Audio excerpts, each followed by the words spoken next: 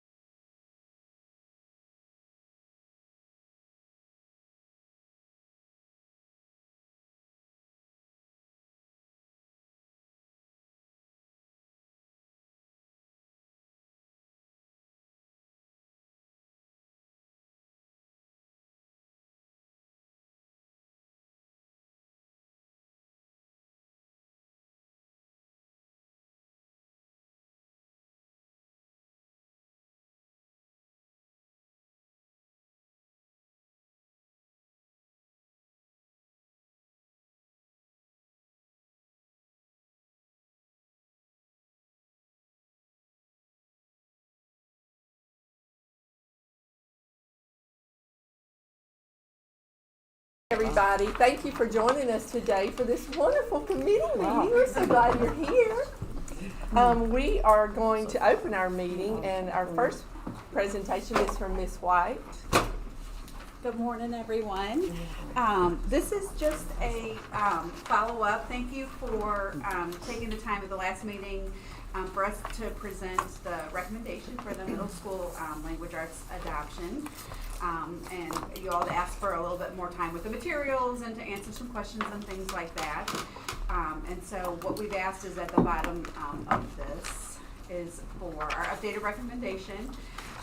Is to answer any more questions that you have today, and then if not, if we could look at approval today, which is something I'm not sure that I've ever asked for, and it's just based on the timeline of needing to do an order so that we can get things cataloged into Destiny, which is our system of accountability.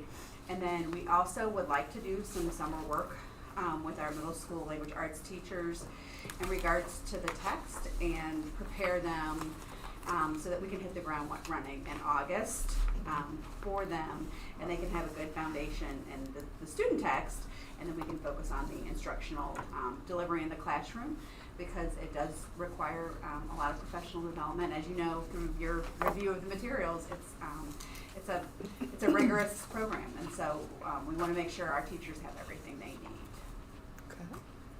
And so do we have a motion to approve? Motion to approve. Second. Okay. Motion by Mr. Gainey, a second by Mr. Barger. All in favor?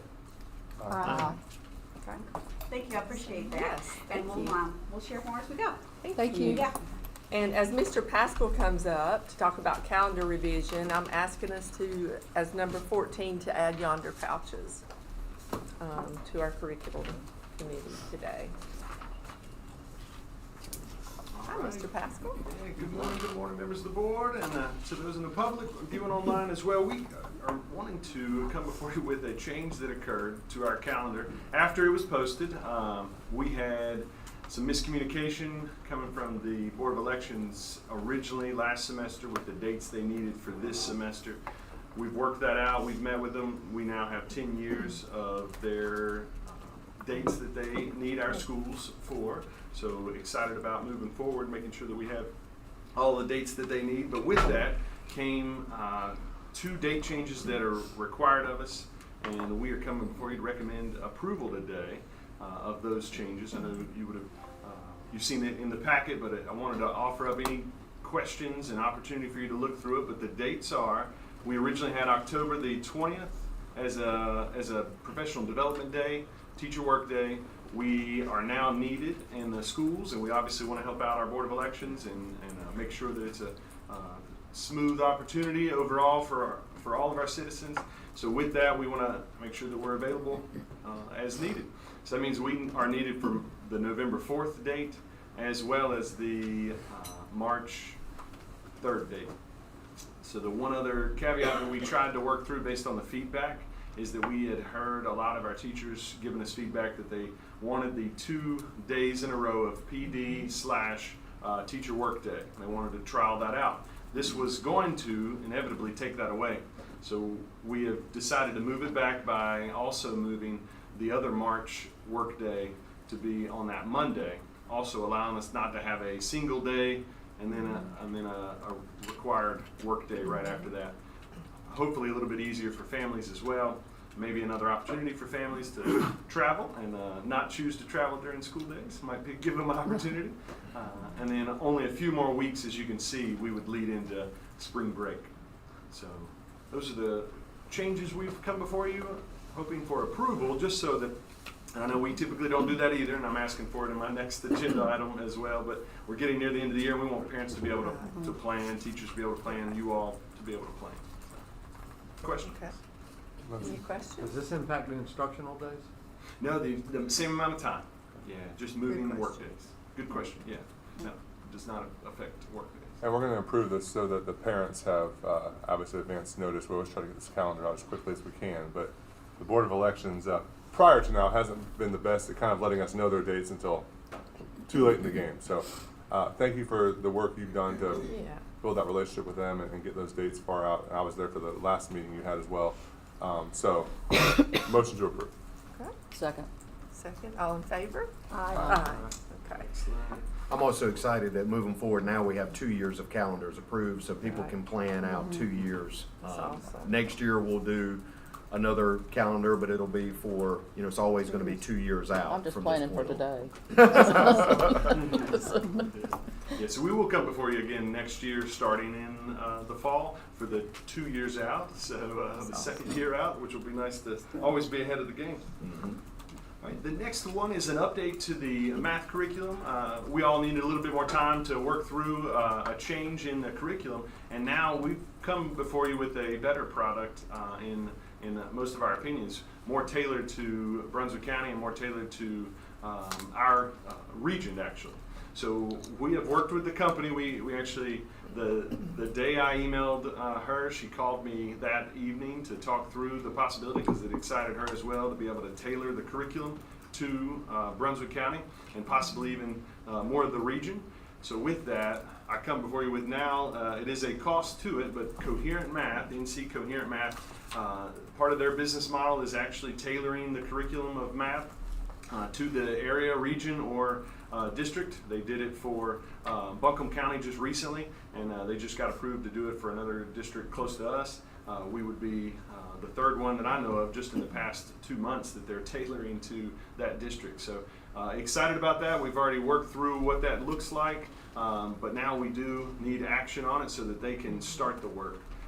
And the timeline should not be too bad because we can get started with what it would take to schedule out professional development, schedule out our pacing, all of that we could use with some of the existing information we have for the curriculum. But now they're going to tailor it to have questions that are more based towards areas in Brunswick County, taking out anything that would have been in other areas. I love that. That's relevant. And Mr. Pascal, again, I want to thank you for all your work on that, as well as Mr. Gainey. I know you guys worked hand in hand to put this together, so thank you for all the work you two put into getting this right for us. Appreciate Yeah, it. and if I may, to give a little bit more meat and bones to what Mr. Pascal's talking about, I think it's important for the people in Brunswick County to really understand what we did here. This was a curriculum, a good math curriculum, that was initially created by Charlotte Mecklenburg in conjunction with this publisher. And Charlotte Mecklenburg Schools had seen this math curriculum as an opportunity to introduce some social justice, currently politically sensitive kind of opportunity, or trying to introduce social studies kinds of questions into the math curriculum. And so that was what we had to do. We had to look at this and to keep it strictly as a math curriculum. And so I think it's important for Brunswick County, the people in Brunswick County, to know that this board is sensitive to those kind of things in our curriculum, and that our administration is very cooperative when we find circumstances like this. And as Mr. Pascal had just said, in adjusting those curricula to meet the standards that the people in Brunswick County expect. And so I just want to take a chance, opportunity to say that. Okay. Do we have a motion to approve this so they can get this stuff ordered? Motion. Okay, motion by Ms. Moffitt, Second. second by Ms. Cook, all in favor? Aye. Aye. Okay. Thank you. And I am not Amanda Richardson, No, you're not. but she is out. She is Surprise. out at the regional testing training. So she's actually with DPI today training. So with that, I'm coming before you with two, pretty much putting these out on the tee. These are pretty straightforward things that we have to do annually. So the first one is we always have to select the alternative school accountability model for our school at the coast. Because it is technically still considered an alternative academy by DPI standards. We did apply, and I came before you, let you know, we did apply to become what would be a cooperative innovative school, which is a second early college for our region. As I told you all, I guess back in February, I think by email, we unfortunately did not get it, but there were only 3 accepted in the state by general statute every year. So they typically prioritize districts that don't have any cooperative innovative high school, so any early colleges. And obviously we have one. So they did prioritize 3 districts that did not. So with that, we are staying with the alternative model, and I'm just coming before you to say we're going to stay with the option B that we have had as long as I can remember for the accountability model. And that does take board approval. We have to turn that in by August 1st. So coming before you now with enough time to do that. And this is recommended for consent approval. Any questions on that one? And then the last one I have is the new and updated, which we're excited about, the school year re-administration plan. So several of you might remember every summer we originally had a summer re-administration plan, which meant that students that were not proficient could have another opportunity to take the EOC or EOG with some remediation first, with our new state superintendent working with DPI and several of our superintendents. They had all been recommending and finally were heard to allow the opportunity for students to have remediation during the school year, and then have the opportunity to re-administer that test during the school year. So that's what we're coming before you with, is the plan has to be board approved, and our plan is to offer both to schools. So during the school year, which would be during our testing window, and then after the school year, similar to what we've done the past several years. So pretty much just asking for consent approval of this one as well. Is there a good participation rate In for elementary that? and middle, there typically is. Now we're excited. This allows our high schools, all of our high school principals are pretty excited about it. Any of our students that were non-proficient first semester, we have flex now. So we're working on a plan with all the testing coordinators and the principals to pull in some of those students into flex for the remediation time, and then offer them to be able to sit for the test again in their testing window. So typically with any other students that might have taken Math 1, Math 3, Biology or English 2. And then for K-8, we have had a fairly strong number throughout the years, and a pretty good return on investment. Question? Is this something, and we have done this before? Mm-hmm. Yeah, the only part that we haven't done before is during the year. We've never had this opportunity. So that was just board, I guess it was state board approved in, I think in the March board meeting. So this is new. That works. And we had for years, the accountability department at DPI had just always said that we could not do remediation and re-administration of state tests during the school year, that it had to be after the school year, which then you run into people going on vacation, parents not really making their kids come, kids not wanting to come, all kinds of stuff. Now on the flip side, if you do it during the school year, that means you have to test a little earlier, which means you lose a few instructional days. You know, so there's a trade-off to that. But remediation is instruction too. I mean, at least then you know who didn't pass, and you can be more targeted with your approach and instruction before you give the re-administration of the test. But basically, they were at a State Board of Education meeting, and the new state superintendent, you know, just had asked the staff at DPI to provide him with law or policy that somewhere that said that we could not do this. Because I know he's been hearing from superintendents for years. I mean, and he was one. And the accountability department, from my understanding, was not able to provide that. So he said, well, then it ought to be a local decision. Oh, I And love that. boom. So then it just made it pretty much state board approved that, and it was done. So now we have more flexibility than we had before. And Yes. Okay. Is there any cost associated with the retesting? During the school year, and after, absolutely, not during the school year. Obviously, our kids are already getting on the bus and coming here. Right. After the school year, transportation is the only cost, because we use teacher work days. So, Well, transportation is a big cost. it is. I mean, whenever you run buses, it's a pretty big cost. But But other than that, no. That's awesome. Awesome. Thank you. Thank you. That's good news. And then we have Ms. Quinlan. Good morning. You got a lot. She can whiz through it. Yes, you can. So the remainder of our line items are the MOUs and contracts for the Student Services Department and Exceptional Children Department. These are all for consent agenda.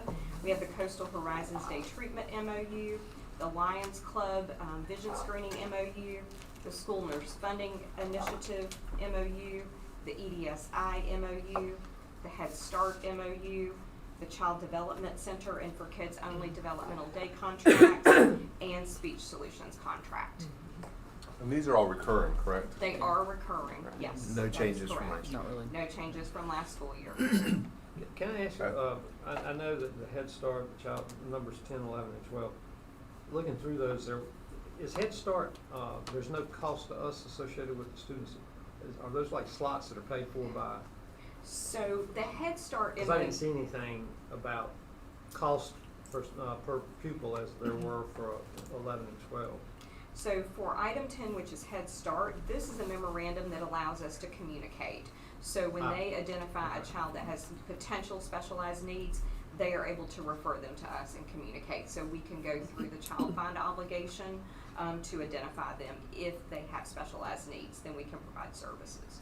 So it's just an agreement so we can communicate. That's the Head Start piece.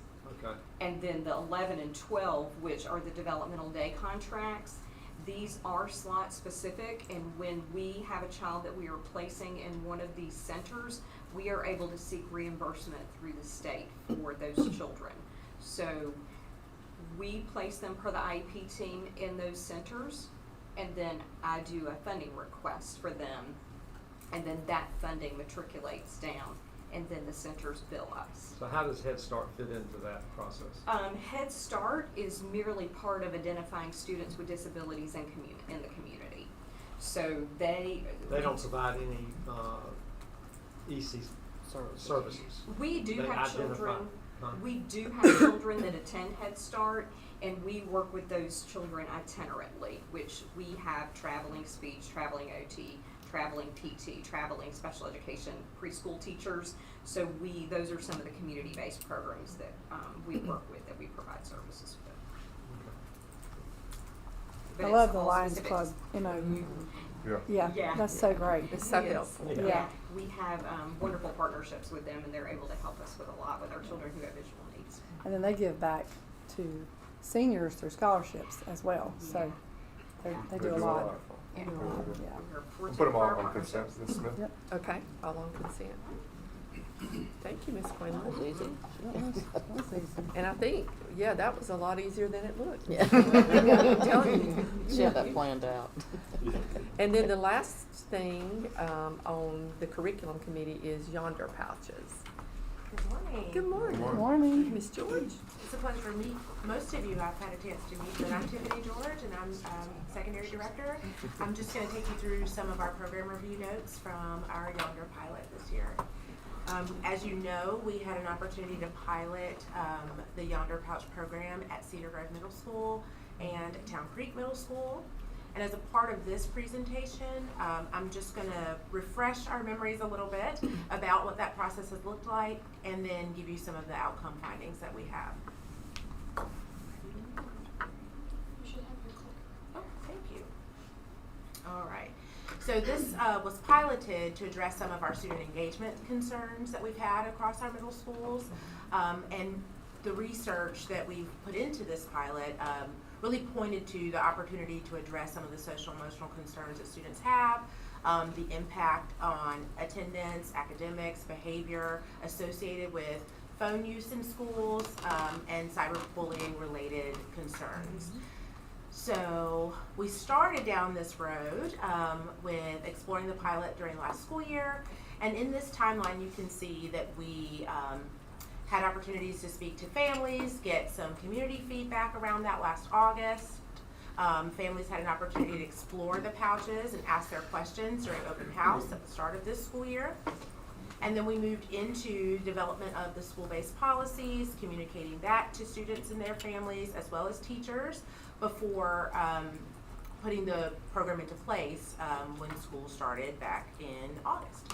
So in January, we collected some feedback data in the form of a survey across all of our schools, including a focused set of questions for our schools in which the pilot was held, and then I'm going to share with you some of the findings from that. Also, you all have access to our parent communications that were approved by you all last school year, but I've reattached those for your reference just in the event that you wanted to dig back into sort of the origins of this process. So you've got our parent pouch letter there, what the opt-out communications looked like for both schools, and additionally the introductory video used to provide some more insight. So during the spring review, you all may also take a look at the survey. Ms. White developed and pushed out a survey for staff members that's linked just above the logo there. And teachers from all of our secondary schools had the opportunity to respond to this, and you can see the participation values. We had nearly 85% of our teachers responded of the 202 total respondents. So we inquired about their familiarity with existing phone policies in their schools, most of whom said they were familiar, and that they had personally reviewed the specific guidelines and expectations with students. Across all respondents as well, we asked about their perceptions of the enforcement of the current policy. And you can see here that there was a little bit of a mixed bag with that, and so mostly excellent and good, but there are some inconsistencies around how that looks and sounds for students across some of our schools. And then in terms of perceptions around how their colleagues and peers enforce the policy, there's a little more variability here. So specifically, when speaking to staff at our pilot schools, Cedar Grove and Town Creek, we asked a series of questions around the effectiveness of the pilot, in which case you can see most of them, 85.5%, viewed it as a very effective program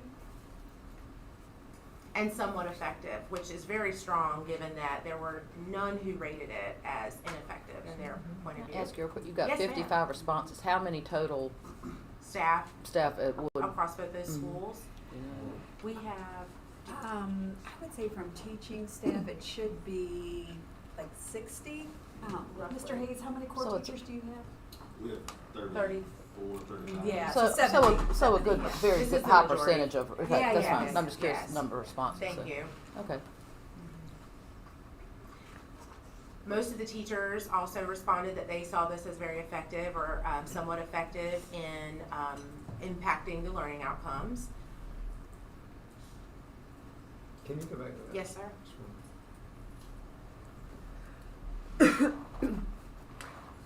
So was there there was no question asked like comparative, a comparative view of the effectiveness of the pouches versus the previous program? We didn't ask that. Not specifically that question. However, we were able to make some inferences connected to their perception of implementation prior to the pilot. So in the earlier slides, when we asked about how well the policy had been enforced, that is the nod toward what I think you were asking about. And so, go ahead. I mean, but I would say, so the statement is, do you believe the Yonder Pouch system has contributed to improved learning outcomes? That is a comparative Yeah, I statement. guess so. Mhm. Thank you. Comparing it like to last year. Yeah, Correct, because it's yes. saying, do you believe that it has contributed to improved Improvement, learning yes. outcomes? So It the is a reference Right, point would right, be the right. previous, Good, yes. Okay. okay, good point. It's a good question. And then we asked about students' response to the program, which was overwhelmingly positive. And it's to be expected that some were less than thrilled to have a little tighter regulation on the use of their cell phones. And this was taken in January. Yes, correct? Yes. Okay. So who was asked, I mean, was this a question asked to the students? Oh, This question was asked of staff at Cedar Grove and Town Creek Middle. okay, Mhm. And it was their perception of student response. right. And so this was a survey question that you all could look, if you reference that link just above our logo, you could look a little more in depth at the full range of responses. This is a qualitative summary that synthesized all of the different feedback from the staff, taken across Cedar Grove and Town Creek Middle School. And so I'll just pause and highlight a couple of the summary responses.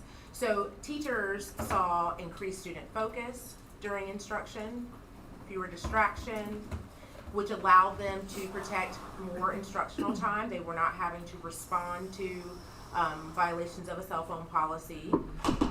They saw enhanced, it enabled them to have stronger classroom management, and clearer expectations were easier for them to communicate and then enforce. They also cited that they saw an increase in student collaboration, which is a part of our instructional framework. We are really trying to promote student discourse and their ability to engage with one another and thinking through their learning. And so we thought that that was really, it was a nice piece of feedback that teachers perceive that as having a positive impact. And that's in the upper right corner. We had several who spoke to that. Additionally, when asked about what challenges they may have encountered, most of those spoke to inconsistence with compliance. So students who struggle with wanting to remain connected to their phone while during instruction, that continued even though it was cited as being lesser than previous. It still exists because students are students. They said that there were some challenges associated with the volume, maybe being a distraction when it's in the pouch and in a backpack. Some of those things that exist with or without our yonder pouches. But what I will say to that is several teachers just being in the schools spoke to the pouch prevented the question mark around where's that coming from and having to stall instruction to attend to searching it out. They knew exactly where it was and that a student just needed to adjust their volume. Are there any questions about any of these other pieces on this slide?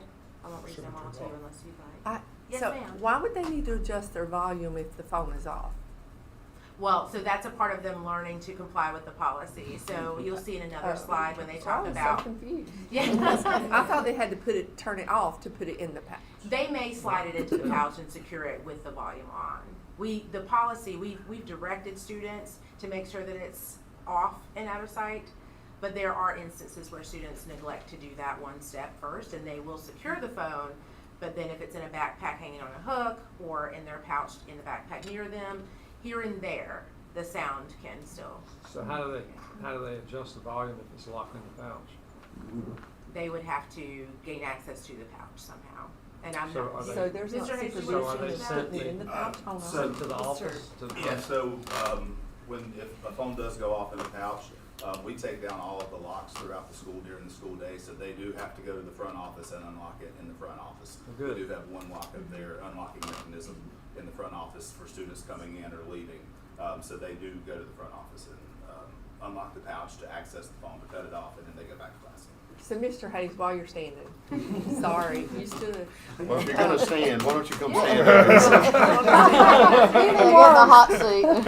Because I just Yeah. want to make sure I'm clear, because in my head, which is a scary place to be sometimes, but in my head, I thought that an adult was supervising the turning off of the phone and putting it in the pouch and locking it. But they basically just hand the pouch to a kid and they put No, it they in have there? them with them. They keep it one. They keep it in the pouches book. I know, So- but so- they give them the pouch, right? Or they keep I it think all Mr. the They Hayes- time? keep it. Mr. Hayes can explain it. Go Yeah, ahead, so Mr. basically, in the Hayes. life of a Yonder Pouch Day, what happens is once students get off the bus, as soon as they enter the building, they're directed to put the phone in the pouch, cut it off, put the phone, put the or their headphones or their earbuds in there, Right.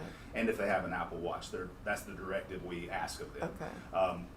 Just short of monitoring 507 kids walking in the Right. building and watching them cut a phone off and put Right. it in the pouch, we're trusting that they're doing that on a daily Okay. basis. And so the locking mechanisms remain up for the first 10 minutes of the school day when kids are transitioning, so kids who are coming in can put their phone, or if it locks overnight, because we do have a lot of kids who put it in their book bag, and I think you see like broken pins, wear and tear on the pouches, it might close itself overnight. Now, how it does that, I don't know, but they'll come to school with the pouch locked, Wow. and they'll have to unlock it when they walk in the building in the morning. They'll put their phone in, and then they put it away. They tuck it in as soon as they walk in the door.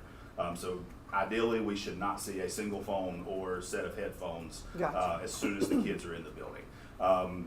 Throughout the day, like I said, there's one in the front office for kids who check out, and then in the afternoon, or they check in and need to unlock it.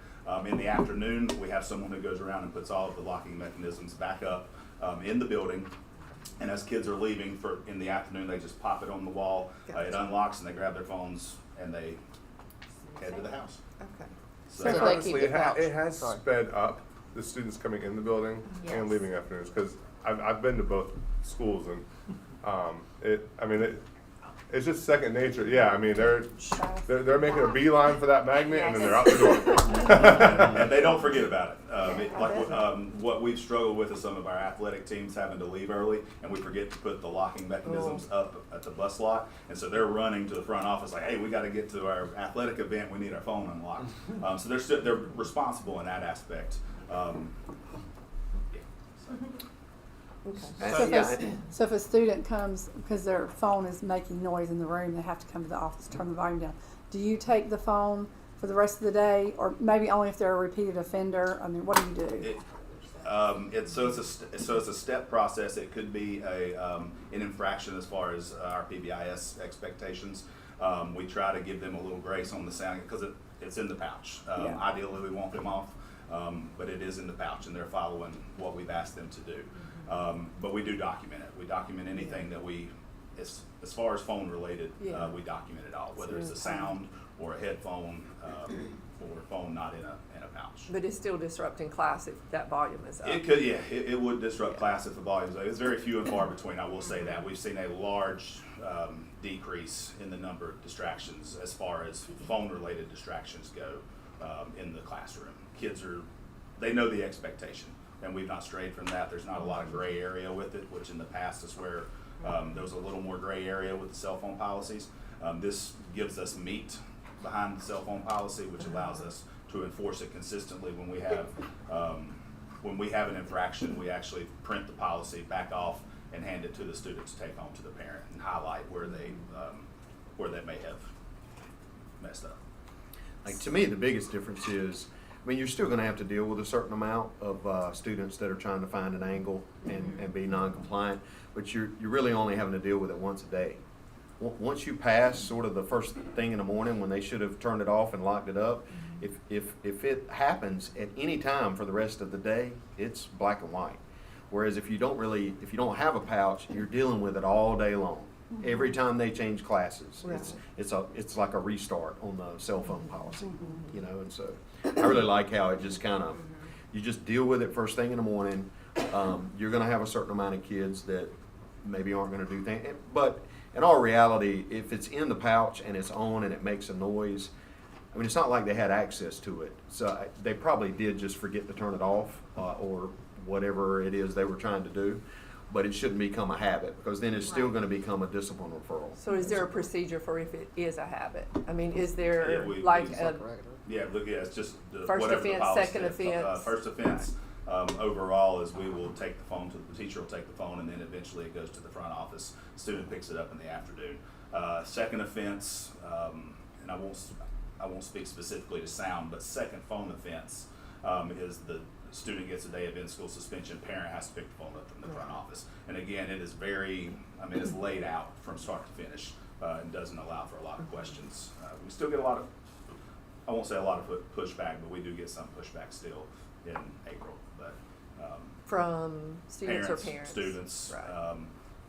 And a lot of times their argument is, so if I have a student in my office, I might say, hey, is your phone in your yonder pouch? They may be there for something completely different. And it's like I tell them it's not a problem until it's a problem. And they're like, well, it's off. Look, it's off. It's not in the yonder pouch. I didn't bring my yonder pouch today. It's off. Well, it's still an infraction. We do take it to the office, take it to my secretary who holds them for the day. So again, there's not a lot of gray area there for it. But to be fair, we get parent pushback on a lot of different policies throughout the year, not just this one. So. Can I ask Mr. Hayes, I know you're probably gonna get over, I mean, you're probably gonna reach this, I may be ahead of your presentation. As far as a principal, yay or nay? I mean, have you preferred this versus the cell phone, using the Yonder, it's very, doesn't have to be, I mean, it's probably not a yes or no answer. It is but not an is easy it, yes or no answer. as far as behavior, So discipline? there at the bottom, wear and tear on pouches, that is where we're starting to see, we have a large concern for that. They're not holding up very well, and we have kids who don't have a blip on their record who's coming in and saying my pen's broke or my pouch is torn, or, and you know, we're supposed to charge them $25 per pouch if it's a second offense or more. And these are kids who we know are following the procedure, but they're coming to school with wear and tear. So cost-wise, that's been a problem as we're getting further into the school year. But if the purpose is to keep phones up and out of sight and students engaged and having conversations with one another and not having to worry about what their cell phone or what's going on Snapchat or TikTok or anything like that, then it is absolutely 100% working. Cost would, you gotta look at the cost. So what about, what do you anticipate the replacement cost to be this year? Wow. Like as a I don't know, whole? 'cause I don't know the, Well, the percentage of pouches to be replaced. that's yet to be seen, but we are starting to see a larger number of kids turning their phones. Again, going back to expectations, we ask them if they don't have their Yonder pouch for the day and they know that, they come straight to the front office and turn the phone in. It's a no-fault turn-in. So that, or they can turn it into their teacher and their teacher holds it. It's just a matter of where they are in the building at the time. So it's a no-fault turn-in, and How many broken pouches do you estimate you've had turned in the last month? I would have to speak to my media coordinator, but we are actually out of Yonder pouches. We've had to replace, and we had a pretty substantial reserve. Not sure how many extras you had though. I'm not sure of how many extras, but I mean, would you say 25, or is it more we than would that? have had to have had more than that because of our enrollment, because we fluctuated so much. But I would say we were probably looking at about 575 is what we probably had, give or take, and we are completely out. And so kids who are coming in with, well, here's my pen, it's broke, I can't fix it. Well, okay, we don't have a replacement, just bring it to the front office. So I don't have a great answer for that. I just don't, without checking them in and doing a full school check, I don't have I an think answer. we kind of, Mr. Gainey, I think when we were talking about this last year, we factored in like a 5 to 10% replacement percentage. Am I thinking about that correctly? I thought it was replacing 25% of the phones over the expected life, Okay, so 25% over the 4 years. Okay, which would be, 6.5% a year or something. 6.5% a year. Yeah, Can so you be that specific? would be like 30 pouches a year in your school. Yeah. Right. That sounds about right. Well, that Sounds would, about that right. would be in line with the 25% replacement cost we sort of planned on when we were costing it out. Right. It does give us meat. I mean, the whole Yonder pouch process gives us meat behind our cell phone policy because there is no gray area for it. Do you think it will improve test scores this year? I If it's don't improved, want it's to yet to be speak. seen. I don't want to speak out of turn. I will always say our test scores are going to improve regardless of what we have in place, but that is yet to be seen. And you'll see, and she'll probably share. I wasn't aware this is what we're going to talk about today. But when you look at our discipline data, if it's up there, you're going to see a very large spike in cell phone incidents at our school. Last year and the years prior, it was a PBIS expectation, so it might have went in as a step and it wouldn't have been documented as a cell phone infraction. Now it's documented from the beginning as a cell phone infraction, so you'll probably see that in her data if I had to guess. Thank you for being flexible. Yeah. Yes. Since we took over the presentation, continue. Yes. Sorry. Totally fine. One thing I will also say is that as someone who responds to family concerns for middle school parents around this, that has been significantly reduced because at the school level, if there has been a challenge or a question around it, they're able to quickly respond to it by citing the policy. So it hasn't funneled my direction very much at all. Now I'm gonna knock because we still got some days to go, but things are looking good in that respect. Any other questions from this slide, or I'll just keep rolling? All right. So this is in response to the question about specific concerns, students, parents, or staff to address yonder pouches or the policy. This included through our high school community. So you've got our 2 pilot schools, the other 4 middle schools, and then the 3 high schools in response to this. So emergency communication concerns are the same as they were, I think, when we were exploring the pilot to begin with. Folks who, by and large, didn't have the experience that our 2 pilot schools have reiterated that they have questions about how this program could impact their ability to communicate with their students in the event that there's an emergency. Resistance to restricted access was something that they also reiterated, those question marks and concerns around students who feel like it's unfair and what their perceptions may be. But given our pilot perceptions and that students really fell in line with the expectations and complied, that it turned out in those 2 schools to not be the sort of persistent issue that folks are concerned about prior to experiencing the pouch program. Mr. Hayes just spoke to the damage, and like Mr. Danny shared, that was something that was anticipated, but it did come up again, and then suggestions for improvement included enabling email or Chromebook-based parent communication, clarifying emergency and early dismissal procedures, which that's not difficult to do. We can be very clear about that, and then provide training to ensure consistent enforcement and maintain transparency. And I would imagine, this is pure speculation at this point, that a lot of our high school folks who hadn't experienced this yet likely responded in that way about we would need the training, we would need consistent enforcement and things like that.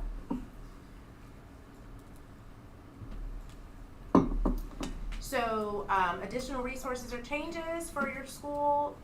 Most of these we've talked about a little bit. By and large, we talked about just the systems and the processes around the policy. Policy clarity over on the right column talks about requiring phones to be turned off. So that speaks to that volume issue. Just maybe addressing that earlier and outright at the beginning, and maybe articulating that a little more in a more pronounced fashion, I guess, in the policy. And then frequent systematic checks is something that staff recommended moving forward. And so most of these points are things that I could see a school improvement team really ironing out and working through about what the consistency looks like in their buildings, because again, these were in response to the surveys at the pilot schools specifically. For the student who doesn't necessarily forget to turn the volume off or Yes. turn their phone off, what good does it do them to keep it on? To keep their volume on? Yeah, if they can't manipulate their phone through the pouch, why would? There I think really they're is just no forgetting. benefit. There's often it's that they Because just they can't forgot. manipulate it through the pouch. I mean, that was my correct? point, was like, there's really nothing to be gained by, I really Right. think in those situations, they really Just just forgot. forgot. You know, because Yeah. like, there's nothing to be gained, other than if they Just want knowing people that to laugh because somebody's phone beeps in class. Right. There could be that. But they can't manipulate anything through the. Yeah, and principals and teachers have expressed that they've had such a drop in interruptions related to phones. To Mr. Hayes' point, it's few and far between that's happening, and I think students, it's not taking the kind of attention and time to search it out and Right. address it and talk about it. It just is what it is, sort of in the background. So they're not seeing that as a real concern. Okay. Anything else here? All right. So would you support the implementation? There's the big question of the Yonder Pouch at your school, and 81.7% of our 202 respondents have expressed that yes, they would be in support of this program expansion. Was that just middle school teachers or This was all 612. all 6? Yes. Mm-hmm. The ones that said no, what was their reason? Did you ask? I would imagine that it's what they expressed on the challenge slides. Yes, ma'am. So 202 responses out of how many? All of our 612 staff. Mr. Pascal, do you know, or more? Try to calculate it real quick, but Okay. substantially more, I would say. just to be quite honest. But, I mean, it was a good response, 202 individuals spread out across the school. I'd say that's a pretty strong sampling distribution. And that's what Cedar Grove and Town Creek Middle pulled out, correct? No, No, that's altogether 612. Cedar Grove and Town Creek responded to all items. About a third or a half. And did we get responses from all of the schools? At least somebody responding from every I believe- school? Yes, Okay. absolutely. 202. And then also, if you'd like, you can access the survey results from that, I think, slide 2. If you'd like to take a closer peek and look at the distribution across the schools, you certainly may do that. How might the adoption of younger pouches affect teaching and learning? So again, increased focus. This is confirmation on the left side of so many of the reasons cited for exploring the pilot in the first place: relief for teachers not battling against cell phone issues, and then improve school climate. And folks have cited that they have seen students interacting in a more socially appropriate way, rather than just texting this or that, or gossiping via phone. They have seen an improved climate in that regard.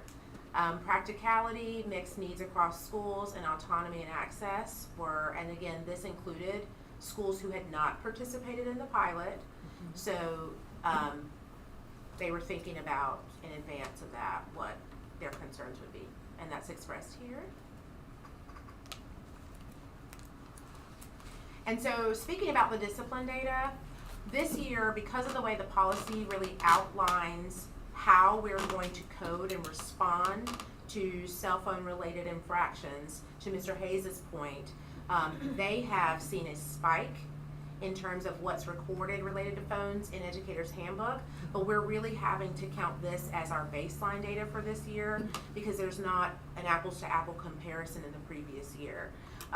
When Cedar Grove and Town Creek were selected, we had to do sort of a broad search across Educator's Handbook and look at any keywords that connected to a phone: cyberbullying, was it cell phone related, was it in school, out of school? And so we found that they had roughly 7 and 6% of all of their infractions were connected to something phone related, but we couldn't be specific at that time because we had no clear policy on how we would define that. So I have shared with you that at this time, this was our baseline year with the pilot. And so the impact in terms of specifics is currently inconclusive. However, there's clear indication that our attendance has been positively impacted in both of these schools, and you can see that here. This is pulled using chronic absenteeism data for each of these schools. In 23-24, you can see a significant reduction from then until now in 24-25, and this was through April the 1st. So from the beginning of the school year until April 1, I added an extension beyond January when the survey was conducted up until a little bit more recently, just to paint a clear picture. So Now, what do would you you s- see as the connection between the pouches and the In attendance? attendance? So often, students in middle school have a lot of social anxiety around being an adolescent learner, all of those things, and the concerns about different social struggles, peer-to-peer things that we may code as cyberbullying or just inappropriate activity being exchanged across phones. Often students will retreat as a result of feeling less comfortable in their school environment. So I really would connect it to that data point about the climate being improved. When teachers speak about that, students are far more apt to attend school when they're comfortable being there and they feel supported by their teachers and administrators and their peers. So that's the connection that I would make. And that could also be contributed to the attendance policy changing at the same time, right? Absolutely, Okay. yes, sir. You're exactly right. So those things combined have had a nice impact for us. I mean, I would speculate as well. I have no data to support this, just my own personal experience, including with my kids. Right. The easier it is for students to communicate with their parents during the day, the more checkouts you have. Yes, absolutely. And when you have to get a note to go to the office, to dial on a phone, to talk to your parent, that's more effort required to make contact. And a lot of times, that doesn't happen. That's very true. So I'm just speculating, but the easier it is to communicate between a student and parents during the school day, the more checkouts you Very have. true. Yeah. So it might be that just a lot of kids don't check out because they don't want to go to all that trouble. They can't just text somebody to come get them. Yeah. Well, it could also be that students are like, I don't know, talking and making friends and enjoying being at school. Could be that Because too. they're not on their phones Yeah. 24/7. Well, and then the safety piece is hard because, if I recall, we had some folks from the sheriff's office we met with during this. And, you know, during lockdowns, which is not the same as a shelter in place. Right. 'Cause I know that those lines get blurred a lot. Students are following the instructions their parents are giving them on their cell phone as opposed to following the instructions of the lockdown, Mm-hmm. which could be even more dangerous. Yes. Yes. That's correct. Absolutely. Let me ask you, even though you have the data that you have is inconclusive as far as cell phone Correct. issues, but do you see an improvement in the general behavior and interruption? I mean, just, you know, like in the I think that might have been something we were thinking. I don't know. In my mind, I'm thinking, is that going to be another byproduct of possibly having less behavior issues across the board, not necessarily just a cell phone issue? So, is there Yeah. any kind of determination? Can I speak to, About- one thing that we really had an issue specifically at one of the schools was with, videoing in the restroom. Mhm. It was pervasive, and, that is almost all but been extinguished at this point. Mhm. And we have continued to have issues, at other schools, and other middle schools, for example, for, yesterday. So I can tell you that's the one that I've seen the largest impact. It's a scary one, you know, some children are not supervised at that point. It just, I just, from my heart about kid safety, that has had been the largest impact, that I can say in data, and that shows in our data. I did get 2 other answers. Yes, every school had respondents from all 10 schools with that. And we ordered 95 extra, so about 50 per school. We did basically a 10% increase on their enrollment for backup with that. Well, to speak to what you just said, I spoke to someone over the weekend from one of the 2 schools, and they had said the same thing, that Yeah. the videotaping had just dropped and it's almost non-existent. Yes. And and one thing I think you can't measure with testing is, and they spoke about this too, was the social interaction with the kids. The cafeteria is louder. Yes. They've had students say, I've actually made more friends this year. Mhm. So you can't ever measure that on a test, Right. but that's so important, especially Yes. at this age, for kids to feel a part and included and have friends, Absolutely. and, you know, just to have the social interaction, which is something kids don't do anymore today. So, I agree. Well, and that's the biggest part of, you know, what we're talking about when we say social emotional learning. That is something at school that you do learn, Yes. is how to interact with Yeah. people, how to deal with conflict in an appropriate way.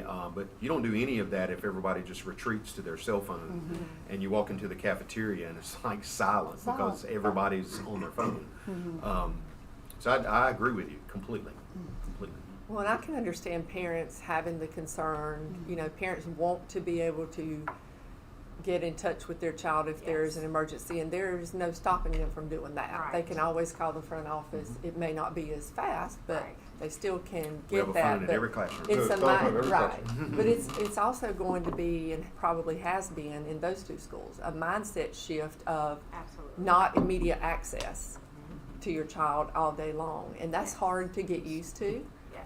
But it probably enhances their learning experience not to be interrupted by text and That's you right. know communication and things. And as long as they're safe, and they are, then I think parents probably, it's a trade-off. Right, You know, right. you can't really have both. Mhm. But So in essence, it has been effective in multiple areas. And when And they it, speak and I know about- it's an expense and it's a, you know, it's a process and everything. But, you know, if the policy was enforced to begin with, we might not need the yonder pouches. Right. But anyway, that's just always been, you know, we have policies, and if they're not being enforced with or without the, you know, the pouches, same with the dress code, you know, then we wouldn't have a lot of these issues. But I'd still like to Just see the a- data from the other schools too about, because the policy changed for everybody last year. I'd like to see the Right. data from the other schools. I'll provide that. As- We can yeah. do As that. far as the, Well, how did we change the policy for the other schools? We just reinforced the need to follow it, didn't we? That's We did not correct. change Well, it. right. Yes. And, you know. We just There was a highlighted new it. emphasis. Hey, Yeah. the off, Right. that policy is called off and away. Yeah. Cut your phones off, put them away. Well, that's Yep. the same thing that you're accomplishing with yonder pouches, Mhm. except the teacher isn't required to enforce it, Yeah. or isn't required to any significant degree to enforce it. And this is the same policy that's used in most of the schools across the country, and it's not working. Okay, so whether it's not unique to Brunswick County that it's not enforced. It's an unenforceable policy. I mean, I can tell you, if I'm a teacher, and I've never been a teacher, but if I'm a teacher and I've got 20 kids out there, and I'm delivering my lesson that I've put time into and I've prepared, and 18 of them are paying attention to me, and 2 of them are looking at their phone, I'm not interrupting that class and taking 10 minutes away from the other kids to get these 2 in line. They can just lose it, for today. And so I wouldn't be enforcing that policy off and away. Not like, not 100% of the time. I mean, if they're disturbing the class, you've got to enforce it. Well, But and if they it's, just decide not to participate and they're being quiet, I'm not, personally, I don't think I'd be enforcing that policy. well, and the hard part too is the exponential nature of it, because at a middle school or a high school where the students are changing classes, that whole thing starts over again every time the bell rings, because the kids go to the bathroom. Maybe they turned it off in your class, and then they go to the bathroom in class change. They turn it on. They check their messages, all of that, and then they decide to keep it on. And then they go to their next class, and then it beeps and it rings. So every class period, the teachers are starting over from scratch, Absolutely. trying to enforce this policy. Whereas, to me, the biggest difference with the pouch is it's one time a day.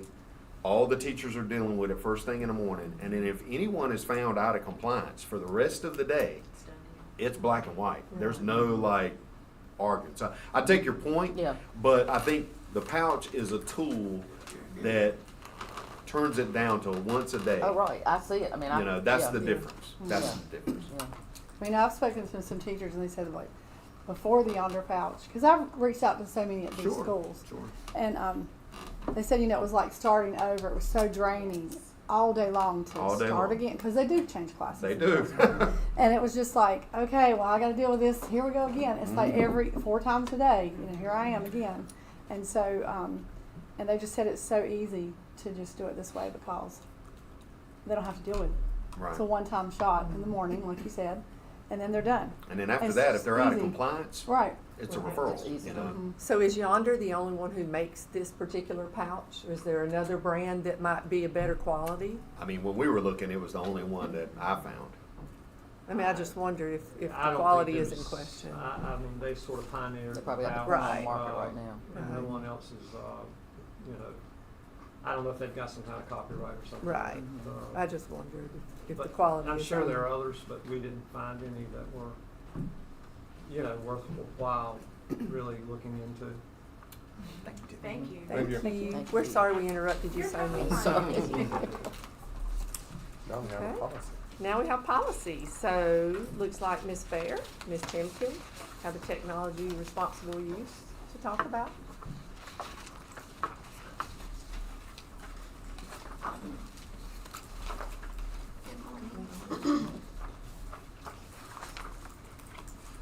So, a few slight adjustments to our technology responsible use policy. These recommendations came from the state. So on page 1, simply adding, this policy will govern student and employee use of any technological resources owned, leased, maintained, or otherwise controlled by the school system. So that means if we ever choose to lease or we have something that does not belong to us, we have many devices on campus that are personally owned, but our systems will govern those, and so when we control what they can or cannot do with them, this covers us, that it's not always just what we own. The second change is adding at the bottom of this category is identified as requirements for use of the internet. Putting an exception to these requirements may be made for employees whose activities are necessary to carry out their job responsibilities and are authorized by law. A good example of that is our technology department. Sometimes we have to log in as a particular student to be able to identify what they are doing. Our policy says we cannot take on the identity of someone else. So to do our job to protect y'all, sometimes we have to do that. Then the last one is adding General Statute 143.805. This one is very important. It went into effect in January. It prohibits the viewing of pornography on government networks and devices. This is very important to our staff and to our students in that we are government and our networks and our devices fall under this law. Therefore, even at the use at home, when our systems are filtering these devices, viewing of pornography could be breaking the law if done on our devices at home. Any questions? Any questions, anybody? Thank you. All right, thank you. Oh, good. No, we're gonna- Go ahead. You can if you want. I think, Can we just put those on consent? We require a second reading for that. It's all Okay. pretty straightforward. Yeah. okay. While it's still somewhat fresh in our minds, back to the yonder pouches, you taking the example that I gave you, if I were a teacher and there are two kids out there that aren't paying attention, and I'm not gonna deal with, they can just lose out that day. The same kids are gonna be doing that every day on their phones. And what they found with this yonder program is that the biggest impact it has on outcomes are on the lowest performing students, because those kids now don't really have any the kids who are on their phones almost every day and not doing anything in classes are now, they sort of have to pay attention because they don't have anything else to do, for crying out loud. And that's, so in so much, focus in education is on the underserved population. Well, that's one of the most underserved populations. And, the yonder pouch makes it, changes that dynamic for that student. And so I just wanted to emphasize, I wanted to bring that up while we were so close to having first looked at that kind of dynamic. Well, It's that's the very- data we don't have yet, and that's what we're really, Well, I think we the don't outcome, have the it. outcome is, the student outcome Yeah. is the whole point. We don't So have we it, don't but the have- data is out there. That- From other people that that have the used it, yeah. biggest impact on academic outcomes are on the poorest performing kids, because those are the ones that were distracted by their phones. But I'm saying we don't have that outcome with test scores yet for this year Not here. to look at. That's what. Well, but I mean, it's not, you're not gonna have a straight line with that, because we're also adopting new curriculum, we're training teachers, we're changing how we do instruction, we're working on some changes in how we grade, so like, you're not gonna be able to just tie one specifically to the other, because we're working on changing and improving a lot of things. Right. But I think you have to look at it beyond, just, state test scores. I mean, I think it's Yeah. teacher working conditions, I think it's discipline referrals, I think it's attendance. I think there are a lot of different pieces to that even by themselves, would make it a positive change. And our teachers, particularly in middle and high school, I think probably less so at elementary school, particularly the younger they get. Students tend to be a little more teacher pleasers when they're younger, but middle and high school, we ask our teachers every day, I mean, they're having to choose, to your point about test scores, every time I have 20 kids in my class and 2 of them are off task on their phones and I'm teaching, if I stop teaching to address that, 18 kids just stopped learning. That's the reality. And so just by enforcing a policy to the letter with everybody, every day, every instance, that can have a negative impact on state test scores. You see what I'm saying? Because it's every minute I'm not teaching is a minute that our kids are not growing. And so, you know, without some tools maybe to help make that process easier, as a teacher, I am making that choice. I mean, these kids are choosing on their own, especially when we talk about high school kids. I mean, they're making a choice not to pay attention to me. They know that's going to have a negative impact on their grades, and they're doing it anyway because whatever's on that phone is more important than what I'm saying. Am I going to stop teaching everybody else and address that? Or am I going to let them be responsible for their own choices and maybe address that later after I complete my activity with the other 18 kids? Right. That's a Right, well, real my- thing, right. you know. And that, just a segue, and my point being, with and less distractions, with all these things, then hopefully Yes. the student outcome for testing is going to be superior to not having this. I mean, Right. by Yes. implementing all these We things. would And expect I it think to that's contribute. what I think Mhm. one of the hopeful, outcomes was going to be as well, that the test scoring and would be improved because of the class attendance and the, attention and all that kind of thing. Definitely So- as another piece of the puzzle. Right, that's what I'm saying. I don't know we have anything like that, whether we'll have baseline scores from this past year to compare.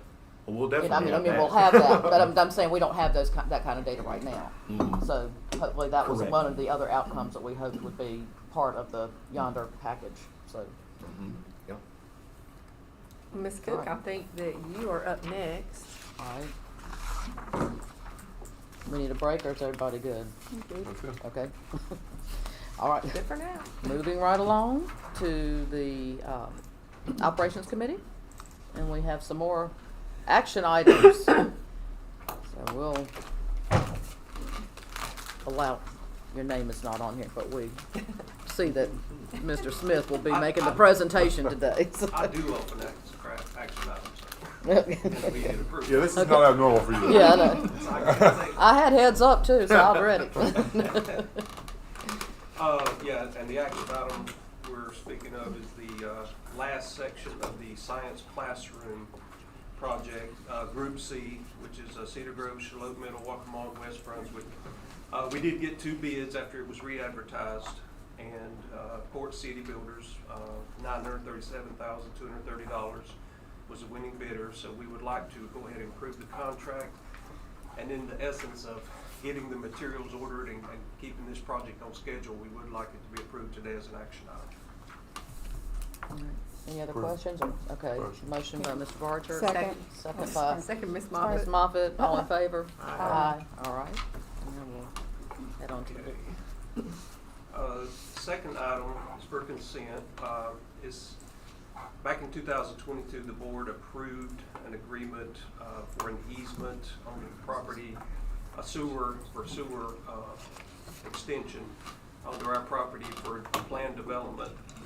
Basically, we're extending the county current easement about 25 feet onto our property for sewer purposes for a development that's going in near Bolivia. And they finally got that moving. This is a slight alteration. The 25 feet actually is the change.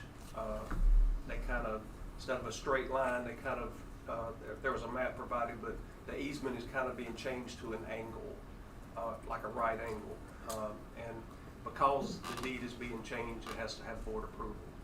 But it's still basically just taking the county agreed easement and connecting it to our property. And the easement is for what? What type of easement? A drainage easement? Sewer. Access? Sewer. Sewer? Yes, sir. And so we're asking that to be on consent. Okay, everybody okay with that? All right. Okay, we did a disaster recovery contract. We did a request for proposal last month, and 2 companies were chosen, Surf Pro and Showcase Restoration. And we choose 2 companies for this in the case of something as severe as a Florence, where it's good for us to have these companies on contract so that we get priority in the event of a disaster, that they can come in and give us an immediate response. And so, like I said, that we chose one and then basically a 1A to have these 2 companies on contract. There's not an amount that would be determined by the response and what all had to be done. It's just a contract in place where they're basically on call for us. I know we've used ServPro in the past. Have they been a good provider for us? Yes, sir. They, very high marks for ServPro. They've helped us. They continue to help us in flooding situations like we had this fall. They always give us high priority. Sounds good. All right. Consent. So be All for right. consent. And then lastly, there's a custodial contract amendment. So in January, y'all approved some additional funding for our substitute custodian companies. We have two that we use, and we have a set funding that you approved. And we're not asking for more funding. We're asking to rearrange those two contracts for about $50,000. One of the companies kind of went through a struggle with some staffing and wasn't able to provide as much personnel for us as the other company is able to provide. So we actually are using more of their staffing for the remainder of the school year. So we need to redistribute fundings from complete cleaning over to ABS. So we're just changing the amount of each contract. The good news is, since we did our change in custodial staffing, as far as requiring one combination bus driver custodian for each school, the amount of openings has went from 19 to a current 15 to start this month. So we've already got 4 hires in place. And it was as high as 20 something at one point. So we are starting to see a upward curve in applications. And we think we'll be able to get that down to the start of the school year in single digits. And that would be for consent. Sounds good. All right. All right, I'm gonna let Ms. Bear present the intercom replacement. Thank you. Thank you.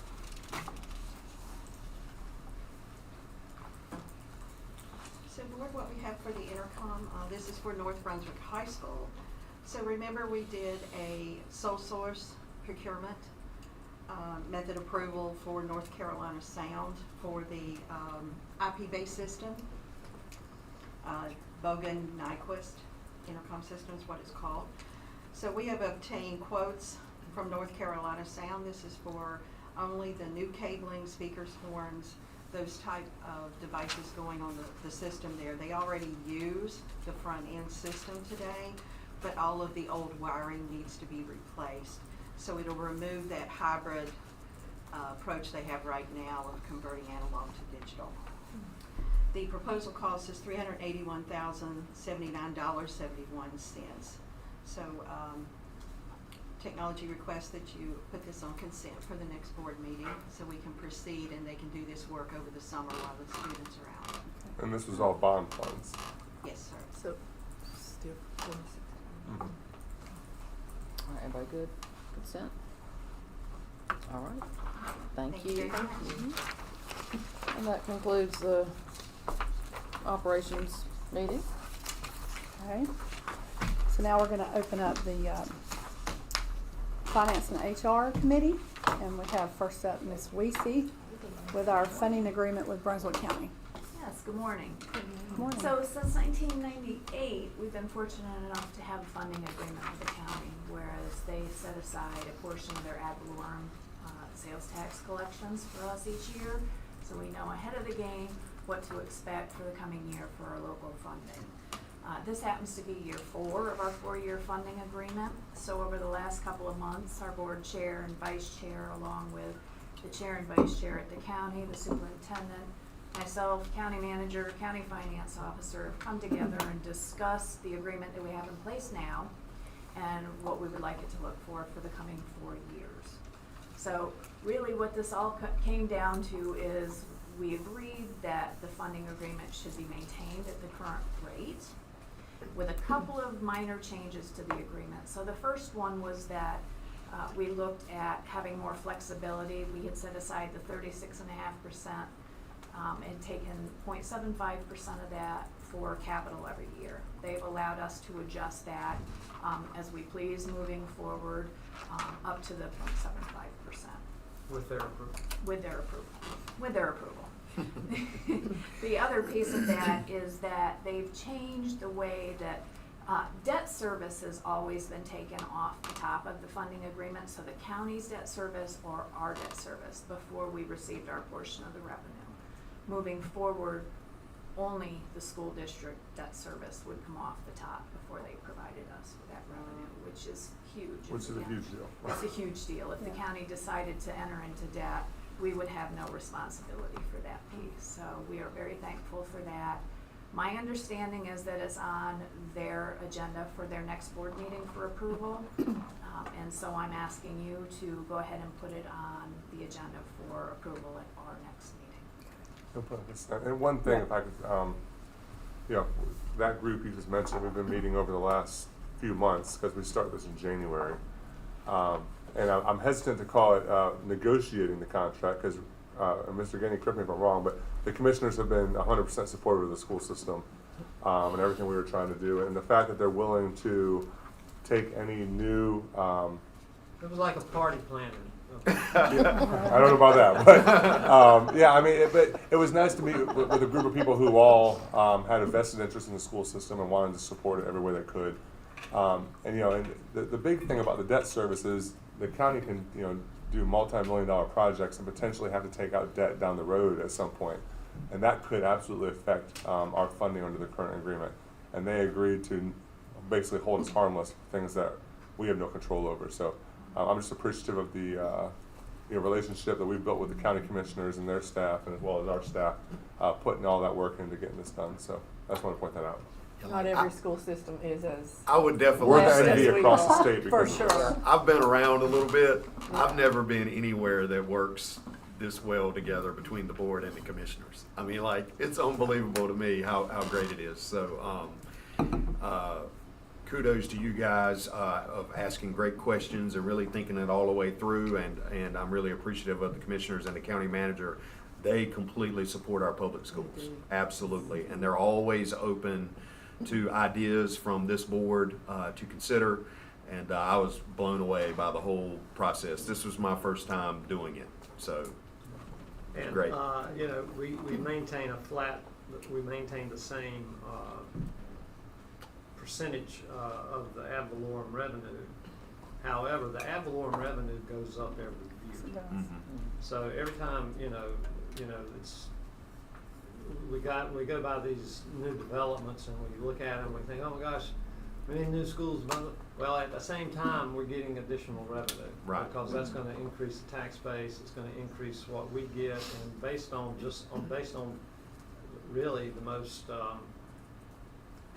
conservative estimates on, tax base increases that you could reasonably even consider. I'm talking like a 2 or 3%, is that? 3%. Yeah, I mean, it's far exceeds that. We're gonna continue to have increases every year.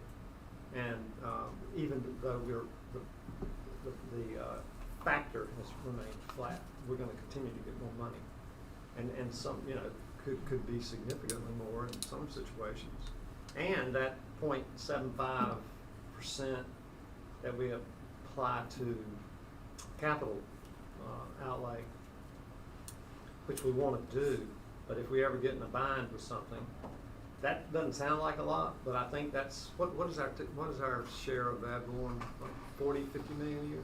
It's, yeah, it's actually closer to 60 now. Yeah, so that would be like $1.2 million, you know, that we now don't have to apply to capital.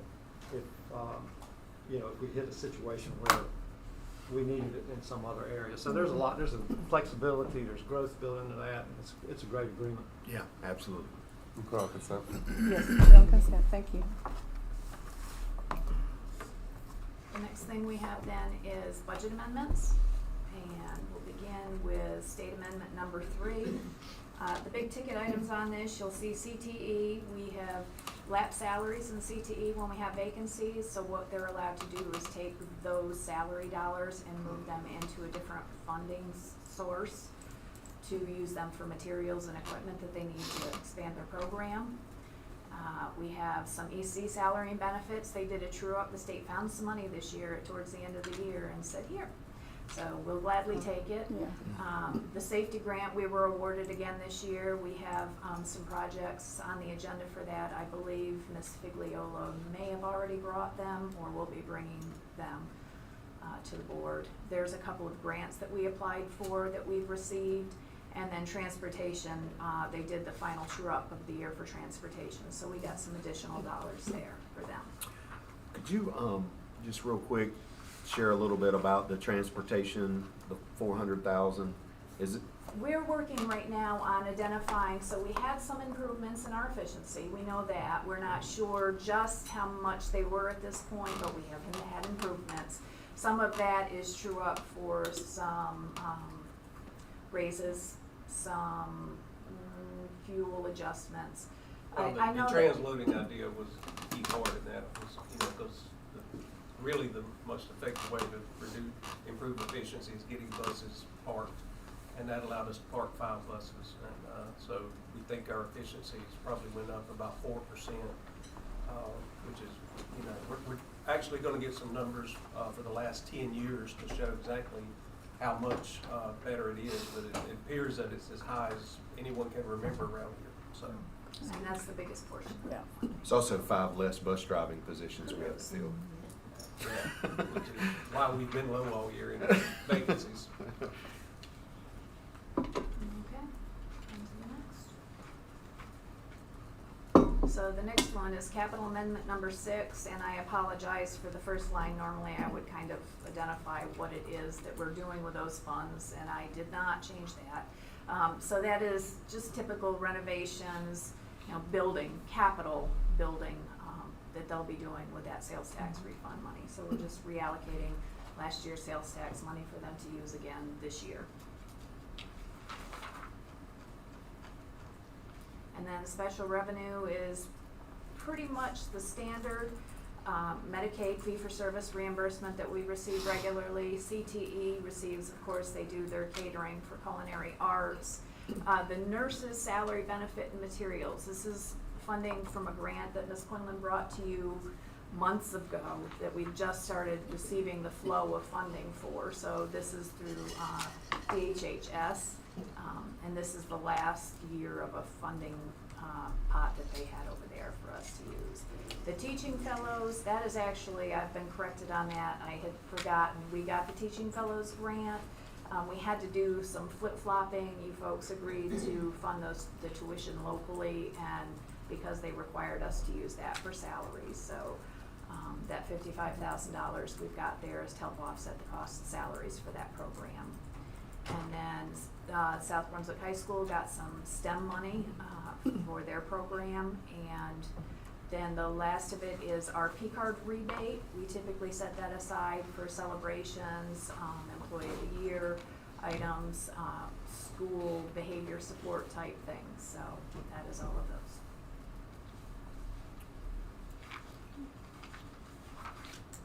You want those on consent? Any questions? Yep.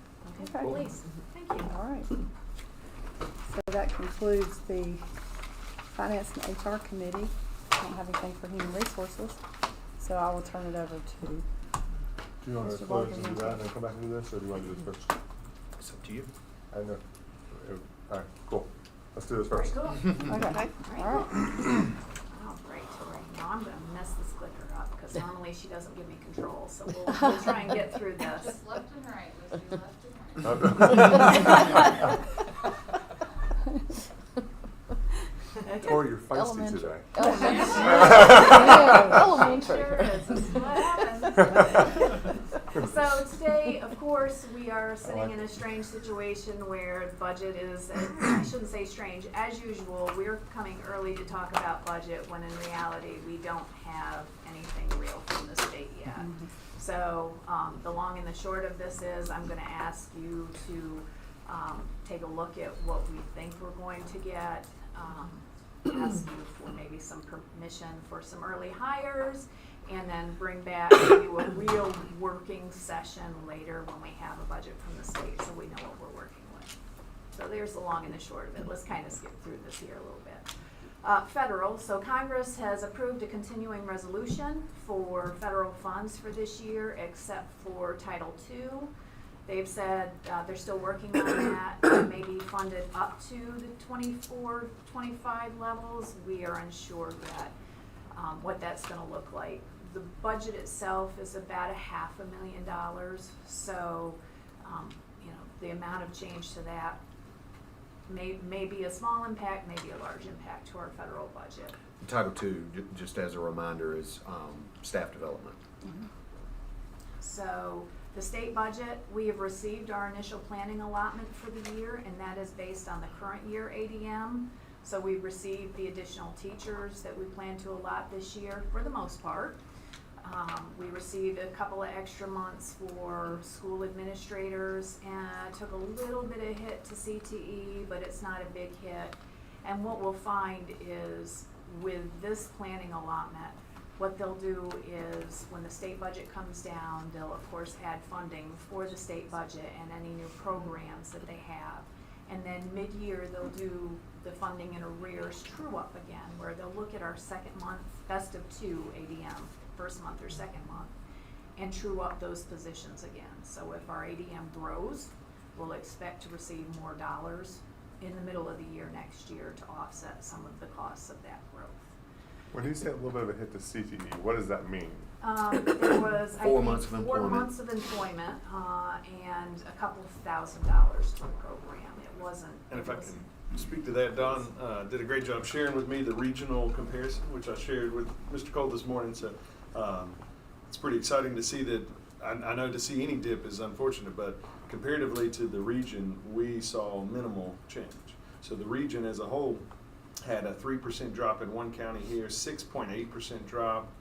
This one was almost 5%, and we only saw a 1.15%, which shows the increase in number of students participating.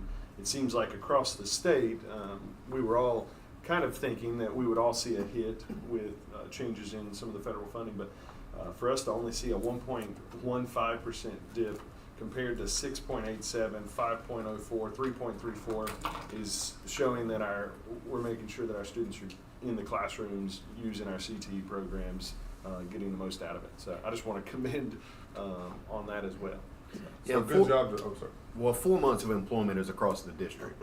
Right. So, I mean, we get funded in CTE for teaching positions based on months of employment. Right. And then we take the total number of months of employment and we allocate teaching positions to schools based on numbers and need and that sort of thing. So comparatively speaking, being cut just 4 months of employment is not a lot. Especially seeing as how on any given year, that's going to completely be covered by vacancies that we have as CTE teachers come and go. It takes us a couple of months to interview and hire someone, so we'll be able to cover for that. We won't have to lose any positions because of that cut. So that was my thing, is I want to make sure it wasn't going to affect any programs. Right. And also tell Dawn, good job and all the people that work with you of getting the students in the CTE programs as well. What that caused last- the loss? I mean, is this the same pie? Everybody's just getting a smaller piece, or is it a different calculation on the months of employment, or what caused it? Yeah, that was our take. Is that Don? You might be able to speak better to it, but question was, what was the overall state drop?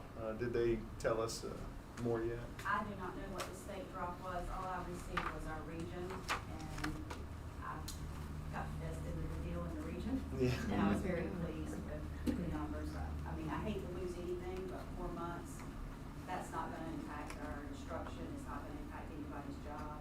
That budget amendment we just did this year in itself tells the tale on that. That was 30 months that we moved. Yes, I did. So ABC we this have year, 30 months. They may not have as much flexibility with materials at the end of the year next year, but they certainly have the months of employment available for that. Mr. Gainey, to answer your question, I have not received in any of our superintendent meetings any explanation as to why there was a general dip in funding for CTE.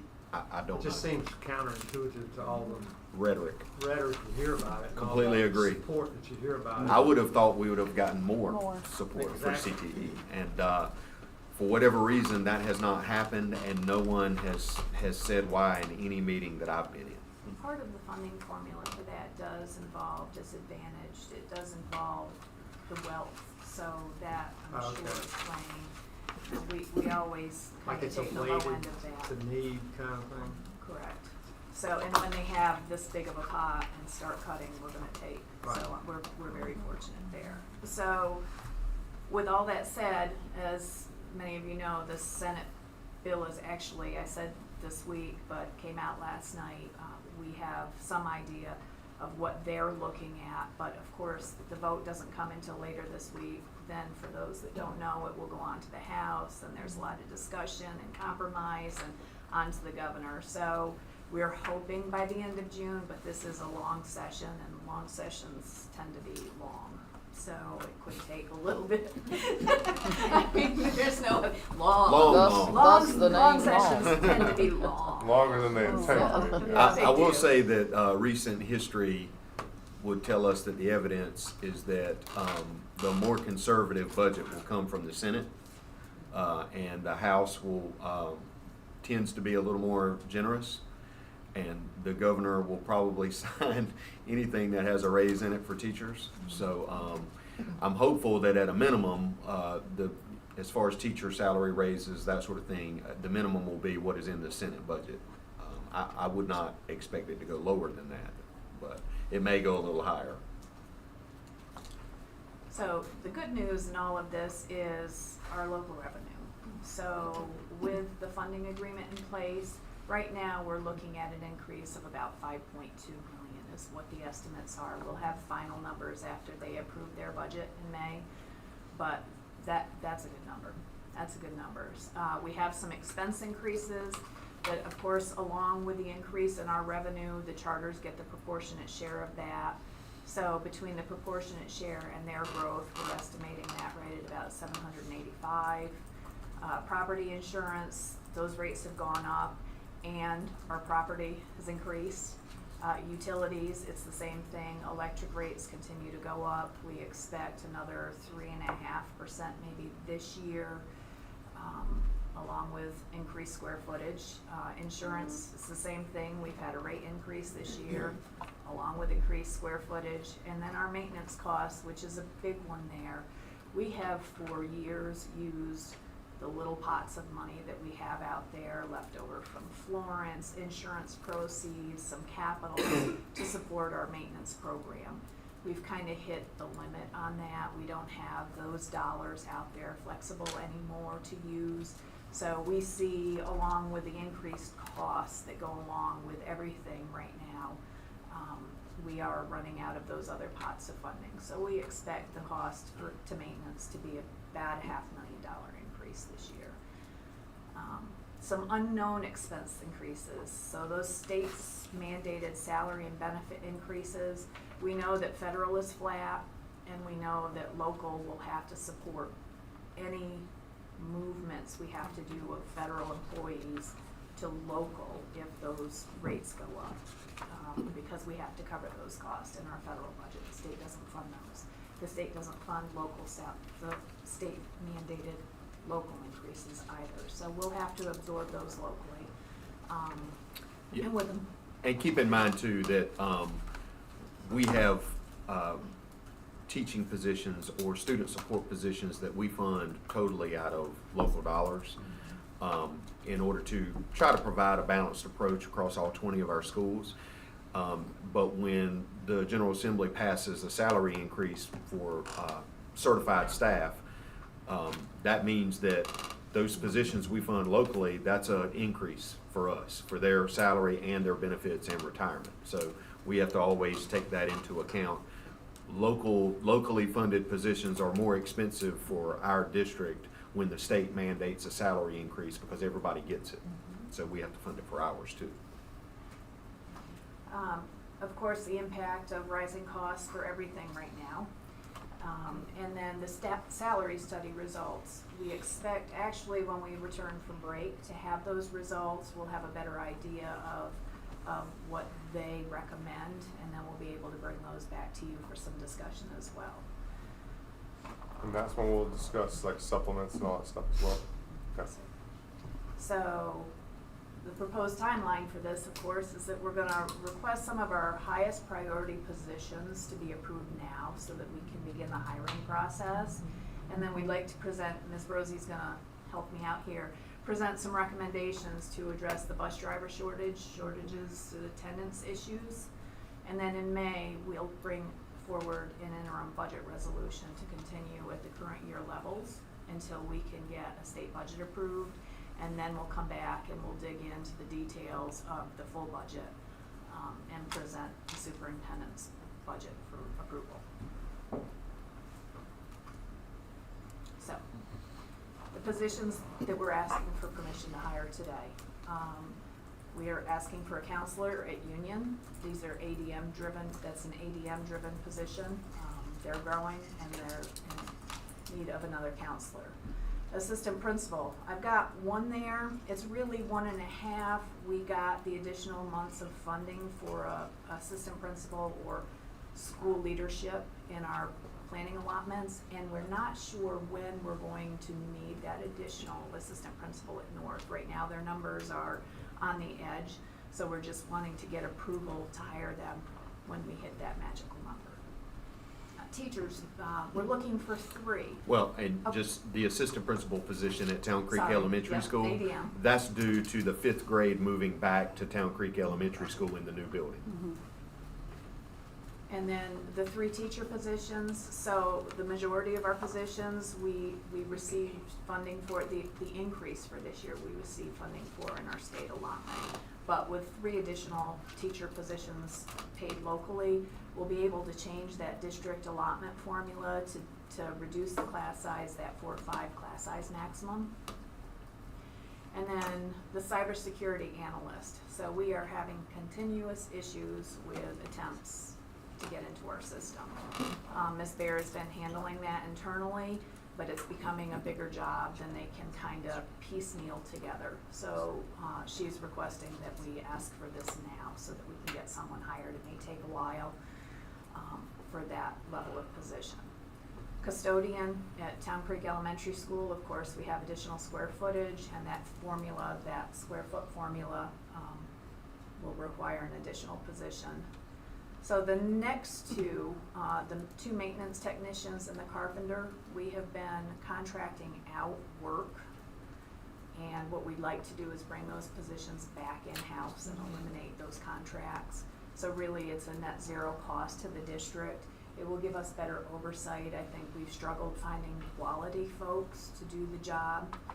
So we're looking at doing that in-house. I don't know if you want to speak to that at all. It's basically a filter change. We contract out a company that, you can imagine the number of filters in this county, and they basically just start from one end and go to the other. And we used to have 2 in-house technicians that did this job, and they retired, and the previous director contracted it when they retired, and it has not gone well. We've been very dissatisfied with their work, and we think we're better off to just, like she said, net zero, just hire 2 in-house technicians, put them in a truck, and we know the job gets done. So the carpenter, we have had to contract out a lot of Deborah's cabling, hanging boards, moving things. We've been contracting that out for an extended period. And the cost of that contract, we can hire someone to come in and do that work for us as a carpenter, and then work with again, additional square footage we have in the buildings to help out Mr. Smith. It's been a number of years since we've hired an additional carpenter, and we just keep growing and have not expanded We that. used to have personnel. 4 at one point. We actually have 2 now. So we need some additional carpenter work with all the square footage that's been added. And then that last item, general ed teacher assistants. So we're looking at adding 12 teacher assistants in our buildings. There are a couple of them that received a couple extra, and a couple that have not grown ADM that did not receive additional TAs. I say that's net zero because we're kind of taking a gamble on this one, and it's pretty good odds, I'll say. So I've kind of looked at the trend over the last few years of where we end up with teacher assistant dollars from the state. And what's been happening year after year after year is we have vacancy dollars every year. And as we come to the end of the year, I see that we have, $300,000, $400,000, $500,000 left over because folks aren't there. When we build the budget at the beginning of the year, we don't have enough to budget all our TAs, but by the end of the year, we have dollars left over. As the state's increased our allotment a little bit, I feel really strongly that we can add these additional supports in our classrooms and then fund it with the dollars that we have. Now, I may come to you at the end of the year next year and say, gee, folks, It hasn't that's a worked little out. off on those dollars, but we have vacancy dollars across the board that I think that we could use even if it wasn't within the TAs. I'll come back and report to you, obviously, if that's changed, but I think we're gonna be good to go. And the superintendent feels and our cabinet feels that this is a real benefit to our Yeah. schools, so they'd like to make this happen for us. Absolutely. Yeah, thank you for researching that, 'cause that Yeah. is huge. And if you're wrong, it's okay. Yeah. I'm just gonna put that out Yeah. there. I am Figure it out. perfectly, Yeah. I am perfectly We'll As figure far it as out. Ms. Smith We'll open goes. up, we'll open up pocketbooks. She's really all that We'll open up matters. pocketbooks. Thank you, Ms. Smith. I think everybody on this board Yeah. would say that, Yeah. because we all realize the importance of teaching Yeah, assistants, absolutely. just throwing that out there. Yeah. So with this said, are there any questions about these at all that you want to put forward before we head into the drivers? So how many teacher assistants do we have at the elementary level now? Oh, I can tell you in about 30 seconds. Not enough. Thank you. No. Oh, yeah, Not I enough. know. How about 50? While she's looking that up, let me give you a tidbit of information. When I came in 2007 to Union Elementary, I had 19 TAs. 19. Every class in kindergarten through 3rd grade had their own assistant.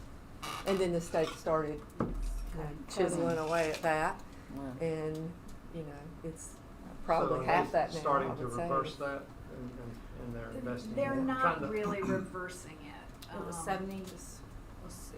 They started saying classroom caps. They started that whole Yeah, formula. they started, the first thing they did was cut the TA positions Right. dramatically, but then they also started instituting class size caps. I think the idea was you won't need a teacher assistant if you don't have It's a 30 kids in the bad class. idea. Yeah, it's a very bad idea. And so that, at the state level, that was the direction that they Bad went. idea. So you ask any teacher, I would bet, and I might lose, but I'm willing to take that gamble, that they would say they'd rather have a few more kids and have that support of a teacher assistant, especially in those lower grades. So we had 71 as a district last year. 71. Divided by 10 elementary So schools. we're gonna get another 20, so that's like 12. 20% almost Yeah. increase. You And- expect that to be in the state budget? I don't, it's not that I expect the budget to increase that much. I expect our vacancy Well, dollars vacancy plus, Mhm. plus the cover. increases. Yeah, and the increases from the state will be based on ADM, correct? correct. I'm feeling pretty good about that one. Yeah. Okay. So, Smiley can we- face So you beside want this on number. consent? Yes. I don't think we, yes, go ahead, yes. Okay. Sure. I know, If you what is your approve, ask? if you approve it today, if you would approve it today, then we Okay. can get Ms. Rosie to go ahead and post positions. Yeah. I make So a what And I you're would- telling me is it's yeah. time sensitive and we need to get this approved today? I make a motion. Yeah, We second. Okay, motion by Ms. Smith, second by Ms. Moffett. All in Aye. favor say aye. Aye. So we can So I start think that's posting key those too, today. you being able to post and Oh, yeah. start getting the, We're getting folks that are the thinking best and the about right now. brightest, yeah. Yes, ma'am. Yes, ma'am. Now let's see if we can keep them on Absolutely to the time next one. sensitive. It is time Number sensitive. two. It is, and I'm sorry, that's why we're bringing them today, is because Yeah, of for the time approval. sensitive nature.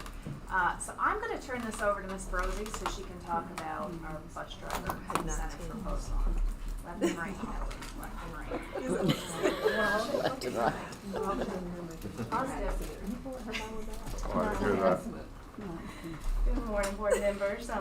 As the HR department began making our budget priorities for this upcoming year, our discussions kept returning to this goal in our strategic plan to be able to recruit and retain highly effective staff. And specifically, the more we had conversations about it, our focus narrowed to retention initiatives that positively impact both our staffing levels, but also the working conditions for our staff too. So based on the overwhelming consensus of my staff and then the conversations that you and I have had nearly every month of this school year, we decided to reach out to finance and to transportation for feedback on several ideas that we were mulling over. And so I really appreciate the collaboration from Sherry, Larry, and Lloyd to develop this set of incentive-based proposals that we hope will meet a goal to only require our teacher assistants to drive bus routes for the school where they work. We would like to introduce 3 proposals today that we believe will have a positive impact on the working conditions for our teacher assistants, All this kind of understanding that we expect our results from our salary study to be in very shortly, and are planning to bring those results to you in May as well. So the first proposal is a pilot program that we believe could generate the quickest relief for our teacher assistants in terms of their bus driving and monitoring obligations. It currently takes us about 4 to 6 months to license a brand new bus driver, and recruiting a bus driver that already has the needed credentials could allow us to fast track that process to just a couple of weeks. If we can recruit current bus drivers, other places that have a CDL with their passenger and school bus endorsement already active and valid, then all we would have to do is get them here, onboard them. They would have to go out on the road to drive with Vicki for a couple of days, and then they could receive their Brunswick County Schools pocket card and be ready to go. So this is a much faster turnaround time than having to start from scratch with the bus classes, the DOT physicals, all those other components. So this proposal is to offer a $2,500 signing bonus to newly hired bus drivers that already have a current CDL. We would pay $500 after 1 month of employment, with the thought being by now we've had those couple of weeks to get them the pocket card and they are actively in the rotation. And then $100 each payday thereafter for the next 10 months. They get paid every other week, or every 10 to 15 days. So each pay period, they would receive an additional $100 in their paycheck for the next 10 months. So that we hope structuring a signing bonus that way would help prevent them from coming to get the full signing bonus and then just leaving to go somewhere else. They can earn it over a period of time. And they would only be eligible to receive that signing bonus once forever. Doesn't that need to be 200 each payday? It would be 100 because they get paid every 10 days. They get basically two pay periods a month. But yes, it would come out to the same as 200 a month.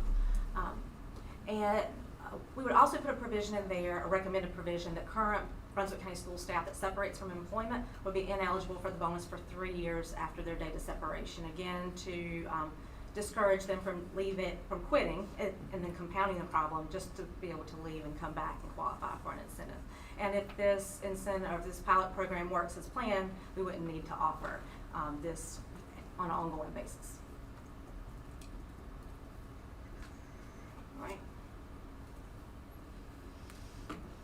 Second initiative we would like you to consider would be a change in the way we administer our perfect attendance bonus. Doing some research, we've actually offered a bus driver perfect attendance bonus for 10 years now, and there's very minimal change to it over the past 10 years. It was $750 per semester, paid at the semester from its inception. And so that's how we've administered it for 9 of the last 10 years.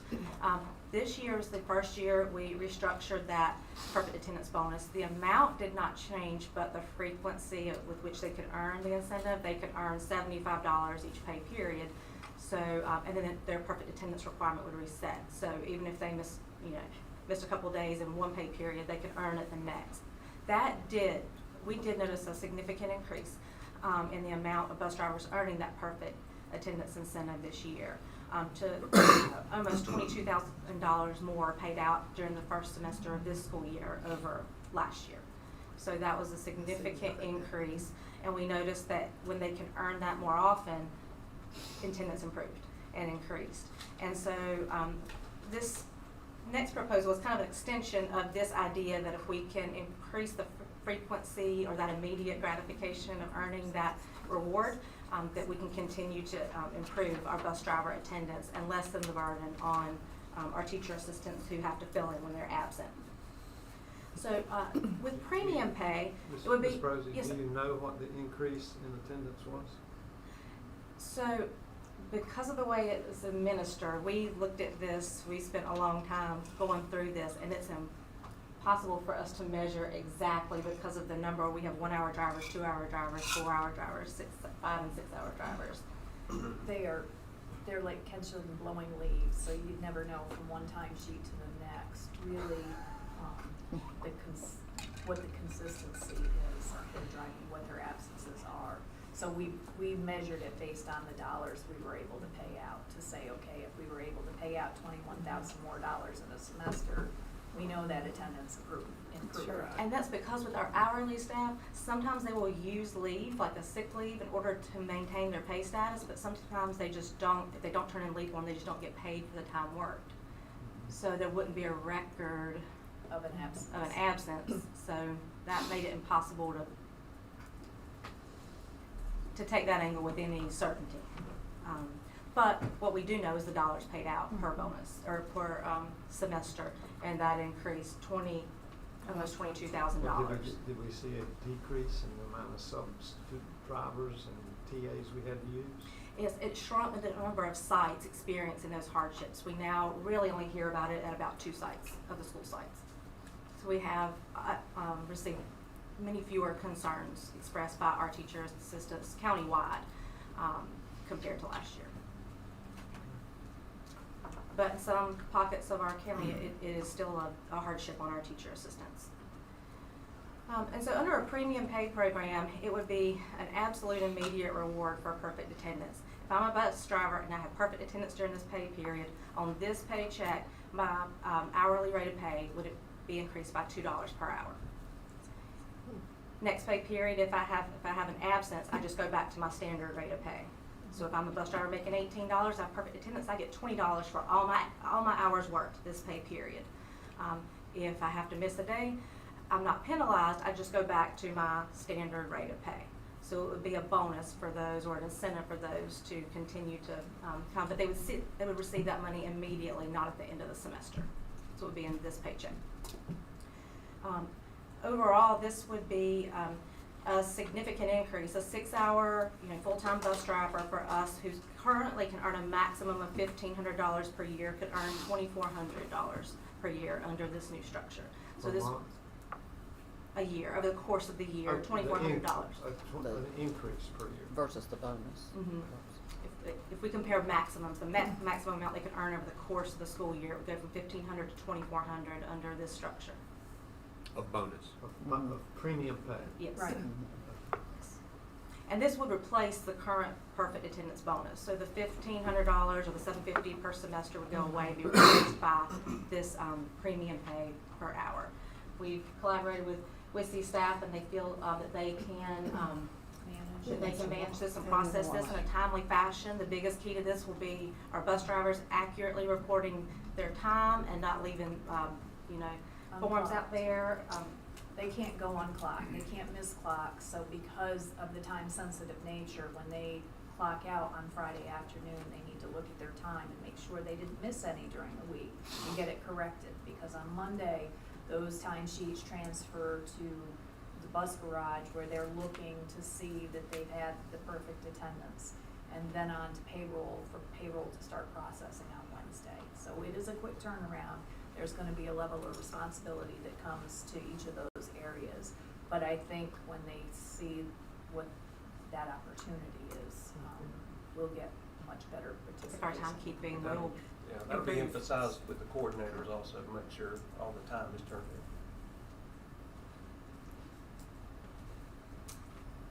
in. And then our final of our 3 proposals would be the hiring of 8 regional bus drivers. So in Brunswick County, we have 4 regions in terms of our transportation, the way it's divided up. Each region has a coordinator over it that helps coordinate the needs of substitute bus drivers.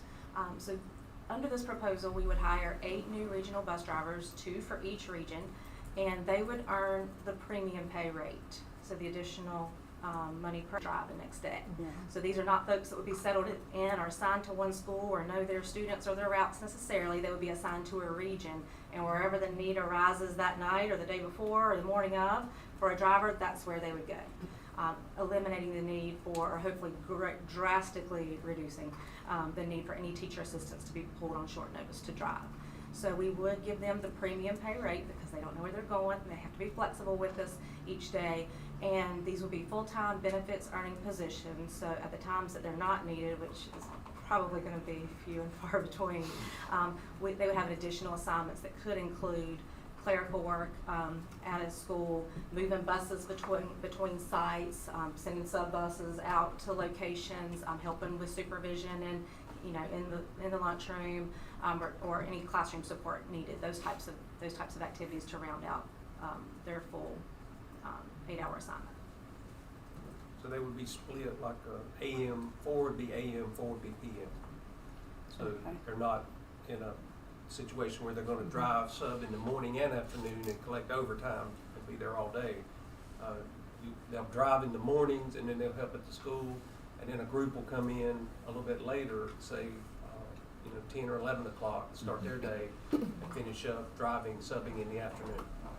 And we've set these at 6 hour because 6 hours is full-time for benefit earning. Yeah, so they'd be 6-hour positions. So whatever hours they work in the morning, they can come into the building and work the remainder of their hours to get to their 6 hours. And then the afternoon person would do the same.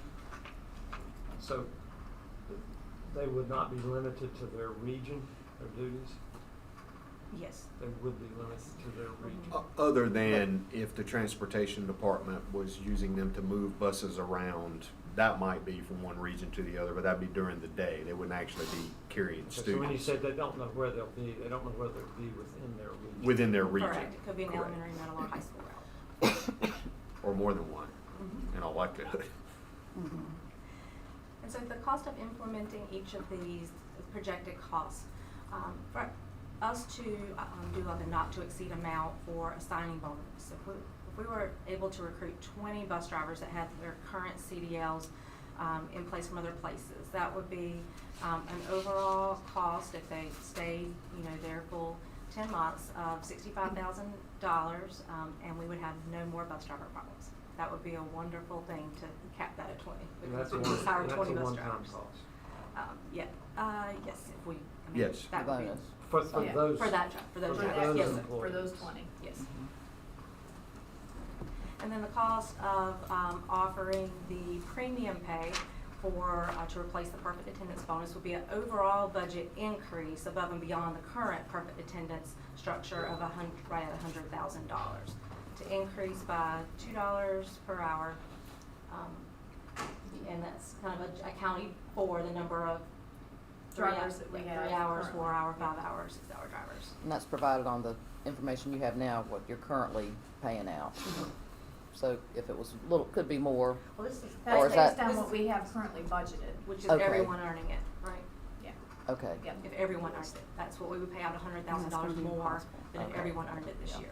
I wish everybody. Which Yeah. Yeah, it's it not, is It's minimal impossible. that Right, everybody's yeah. gonna earn it every time. No. Right. You know, I mean, people have doctor's appointments and stuff, Right. that. okay. And then the cost of the 8 new regional drivers, 8 full-time drivers would be just over $300,000. So That would be an annual cost. that would, so the overall cost to implement all 3 would be $470,361. We would like to move forward with a pilot program on the signing bonus to go ahead and implement that right away, to be able to post or update our postings to offer a $2,500 signing bonus, to see if we can go ahead and start recruiting bus drivers from surrounding areas that already have that CDL in place to go ahead. That one stands the greatest chance of having an immediate impact to improve or to alleviate the strain on our current teacher assistants. So we would like to go ahead and pilot a program from now to the end of the school year, and look forward to carrying that into the fall of next year to hopefully open up the school year fully staffed and So- not needing our teacher assistants to drive. You're asking us to approve the signing bonus today, and the Today. rest of these, if we choose to put them on consent. Correct. Yes, sir, because that one, we'd like to see if we can get them driving This year. Tomorrow. this month, to see Yeah. if Tomorrow. it's gonna work for us. I will make a Okay. motion to approve the signing Can we, bonus. Yes, sir. would like to talk, so what's the anticipated pushback from our existing drivers about this signing bonus? There will be some. I mean, anytime you offer something to a new employee that you're not offering a comparable thing to our current employees, but no one's pay is going to go down as a result of us offering this. I do understand that there will be, some disappointment that we're not using that money to increase the pay or something, but if we spread that out amongst all the drivers, that's not gonna do very much to change anything for our current circumstances, whereas offering this could make a big splash in the number of our buses being on time, able to get them covered, not calling upon teacher assistants, so. And we're still addressing salaries. Right. Once we get the salary study Study. back. We Yeah. are, Yeah, that but I was a mean, big that goes focus to of our salary everybody. study, and then we have some other options in here that we're proposing for, next school year that could, And that premium pay increase. That premium pay, Yeah, how much, that's- so how much will an existing driver get if they max out on that? depending on how many hours they're hired to drive, it would be 2,400 for a You had said full-time it driver. once before. Mhm. So if they max out on that premium pay, it would almost equal what the bonus is. Mm-hmm. And that would be for everybody. Mhm. Yeah, Yes, sir. well, I'd sell it like that, Mhm. frankly. I mean, not sell it, but you know what I'm saying? Promote. I would make sure I had a plan on how I'm gonna present that. Mhm. It's just a suggestion. This plan, if I could point out a couple things, it addresses our need. All year long, we've had 2 to 4 absent vacancies for bus drivers. And so, we've had some success in all the things we've done, being able to hire new drivers, but our problem still comes from needing substitutes. You still have the issue of absenteeism and flu season and all the issues they bring. And we've got this, I think this plan addresses the need for better attendance and to bring in more people that can help be the substitutes and not put all the burden on teacher assistants.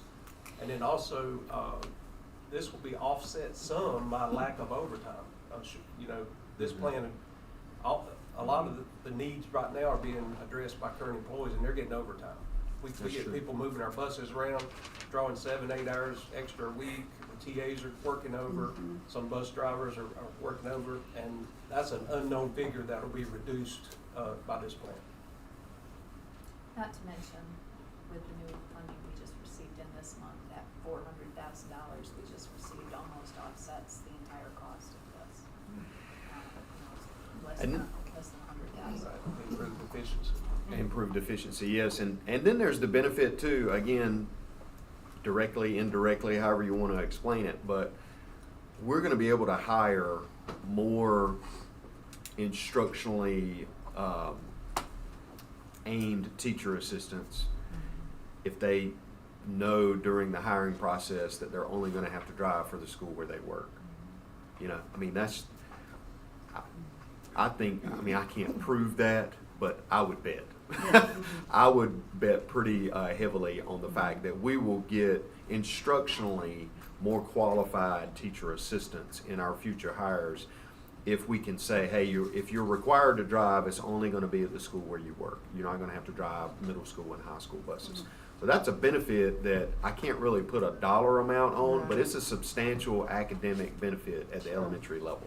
May be able to rehire some who. You may be able to left rehire because some of that you who lost, wouldn't that's true. need all of the training and, would So are still we be- comfortable approving this, that we can make that kind of statement to our current TAs and our new hires? What statement is that? That That they won't have to drive outside of their school, beginning when? the first of the year. If this is successful. I mean, if this, That's we're our gambling goal. that this will be successful. We have spent a tremendous amount of time sifting through all kinds of proposals and ideas about what we think will have the maximum impact on the problem that we have. We do not want to do anything that's going to cause students to be late for school, because that impacts people getting to work, it impacts our instruction. And so that's what we were afraid of by just making that policy change right off the bat earlier in this year for TAs, is we wanted to offset the risk of creating an even bigger problem for an even larger number of people. And we believe that these 3 proposals give us the best chance that if the board were to approve these, we could start the signing bonus immediately. Obviously, we don't have a lot of time left in this school year. We could probably get some people approved before the end of the school year, but mainly it's about having additional people approved to drive at the beginning of next school year. Right. Yeah. And if we have these things in place, the other 2 proposals, once next school year starts, we believe that gives us the best chance for the board to change that policy for TAs without accumulating a much larger problem. So we're saying, we're making the recommendation that if the board approves these, that the board could also change that policy beginning in August. But We don't if- want to upset the apple cart right now. We Right. want to get through the end of the Right. year.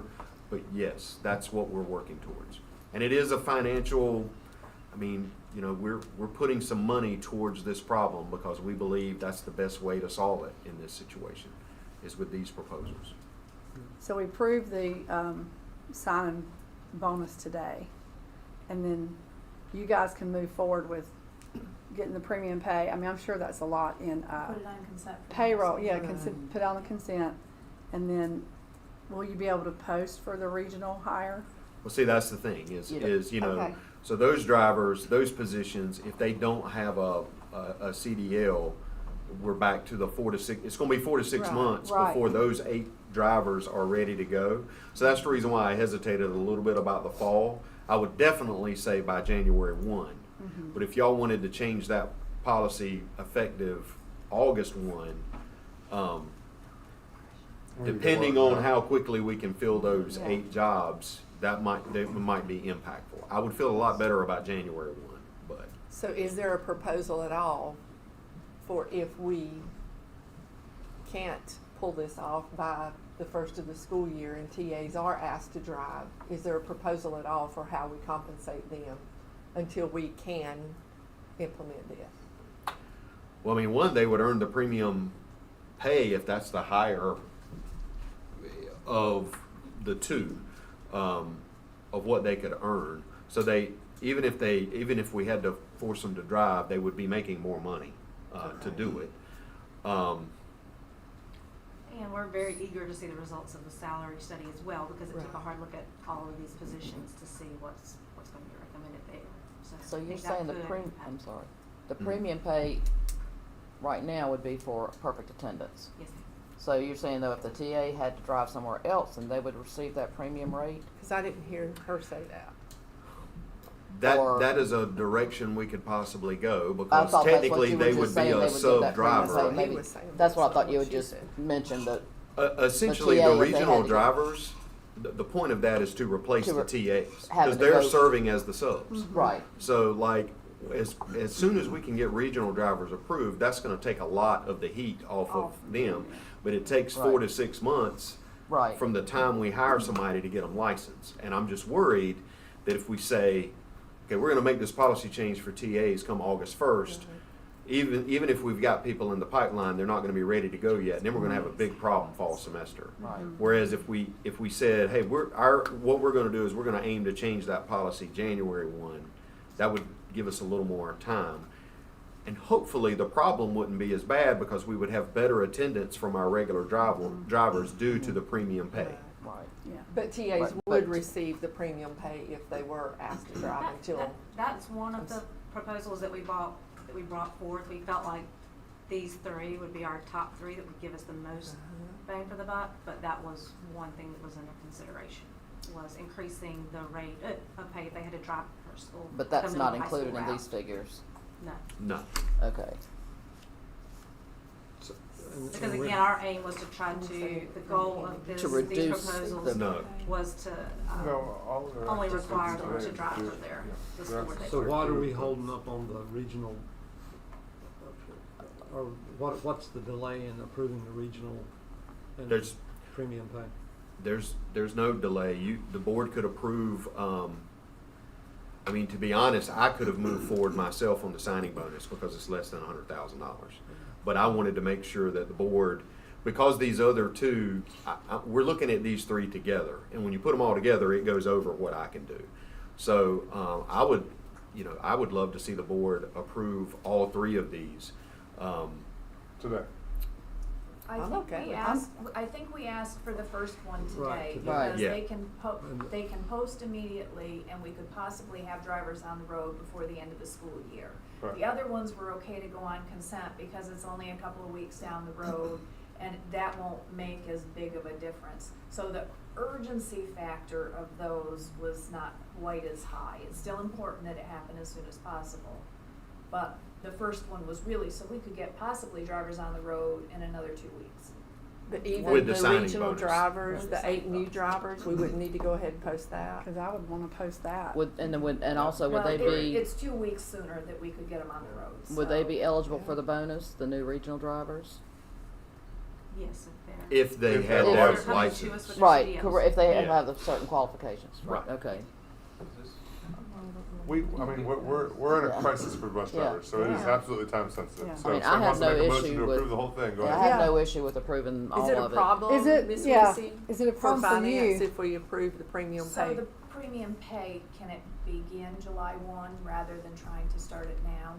Yes, Yes, that's to what give I Yeah, you would time like. to because that would be prepare. hard. You're- Right. It would be incredibly. 'Cause that's That'd a be lot of- hard. Right now, that would Yes. be difficult. But Yeah. if we can set that to begin July 1, and then, again, The the others hiring. we could go ahead with. So the Because premium that's- pay can be approved at the May meeting, because that's no longer a emergency thing if we're not gonna start till July. Okay, that's right. Mhm. So we can make a motion to approve the signing bonus And the regional. and the regional drivers and the premium pay beginning July 1. Yeah, then we could advertise. different motions, Then we right? could And we could advertise. advertise. He's saying since it's not a, If we're not starting till Time July sensitive. 1, we're removing the emergent factor. Our policy says we Yeah. only vote on things in committee that are emergency or time sensitive. Okay. So I So would we say can the approve premium pay 1 needs to and go to 3. May. Okay, so the signing bonus and the regional drivers right now. Yep, did you just make a motion, Ms. Moffett? I'll make that motion. Okay. I'll second that motion. Second by Ms. Smith, all in favor say aye. Aye.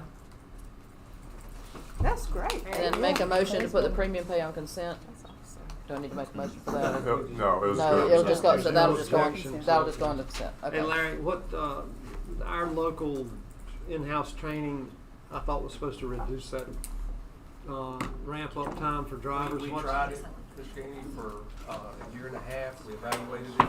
So we're not doing that anymore? Due to the fact that the final road test has to be done by the DOT representative, and we never were able to effectively get her to speed up with our training and program.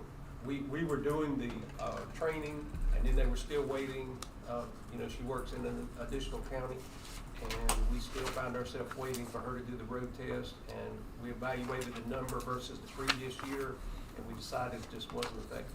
Can we have So we cut that training position. Yeah, we've cut it out, and she's still with us, of course. She's actually one of our coordinators now. And that's a DOT issue. That has nothing to do Nothing with us. new, We she have did a to great wait. job, and it worked exactly the way we wanted it to from our end, but we can't control that end. The clog in the pipe was always in the same place. And no matter what we did, we still ended up at that clog. We're at their mercy on that. Been there as long as So it really wasn't, the effects weren't worth the money that we were paying for the, We even made a request to DOT at one point that we fund the position if they would hire her to allow us to do that in-house. And we Didn't couldn't get get anywhere with that to go forward either, even offering to pay for the position. We're fine, Joe. So they just want to continue clogging the pipe. Yeah. Motion to close? So moved. Second? All in favor say aye.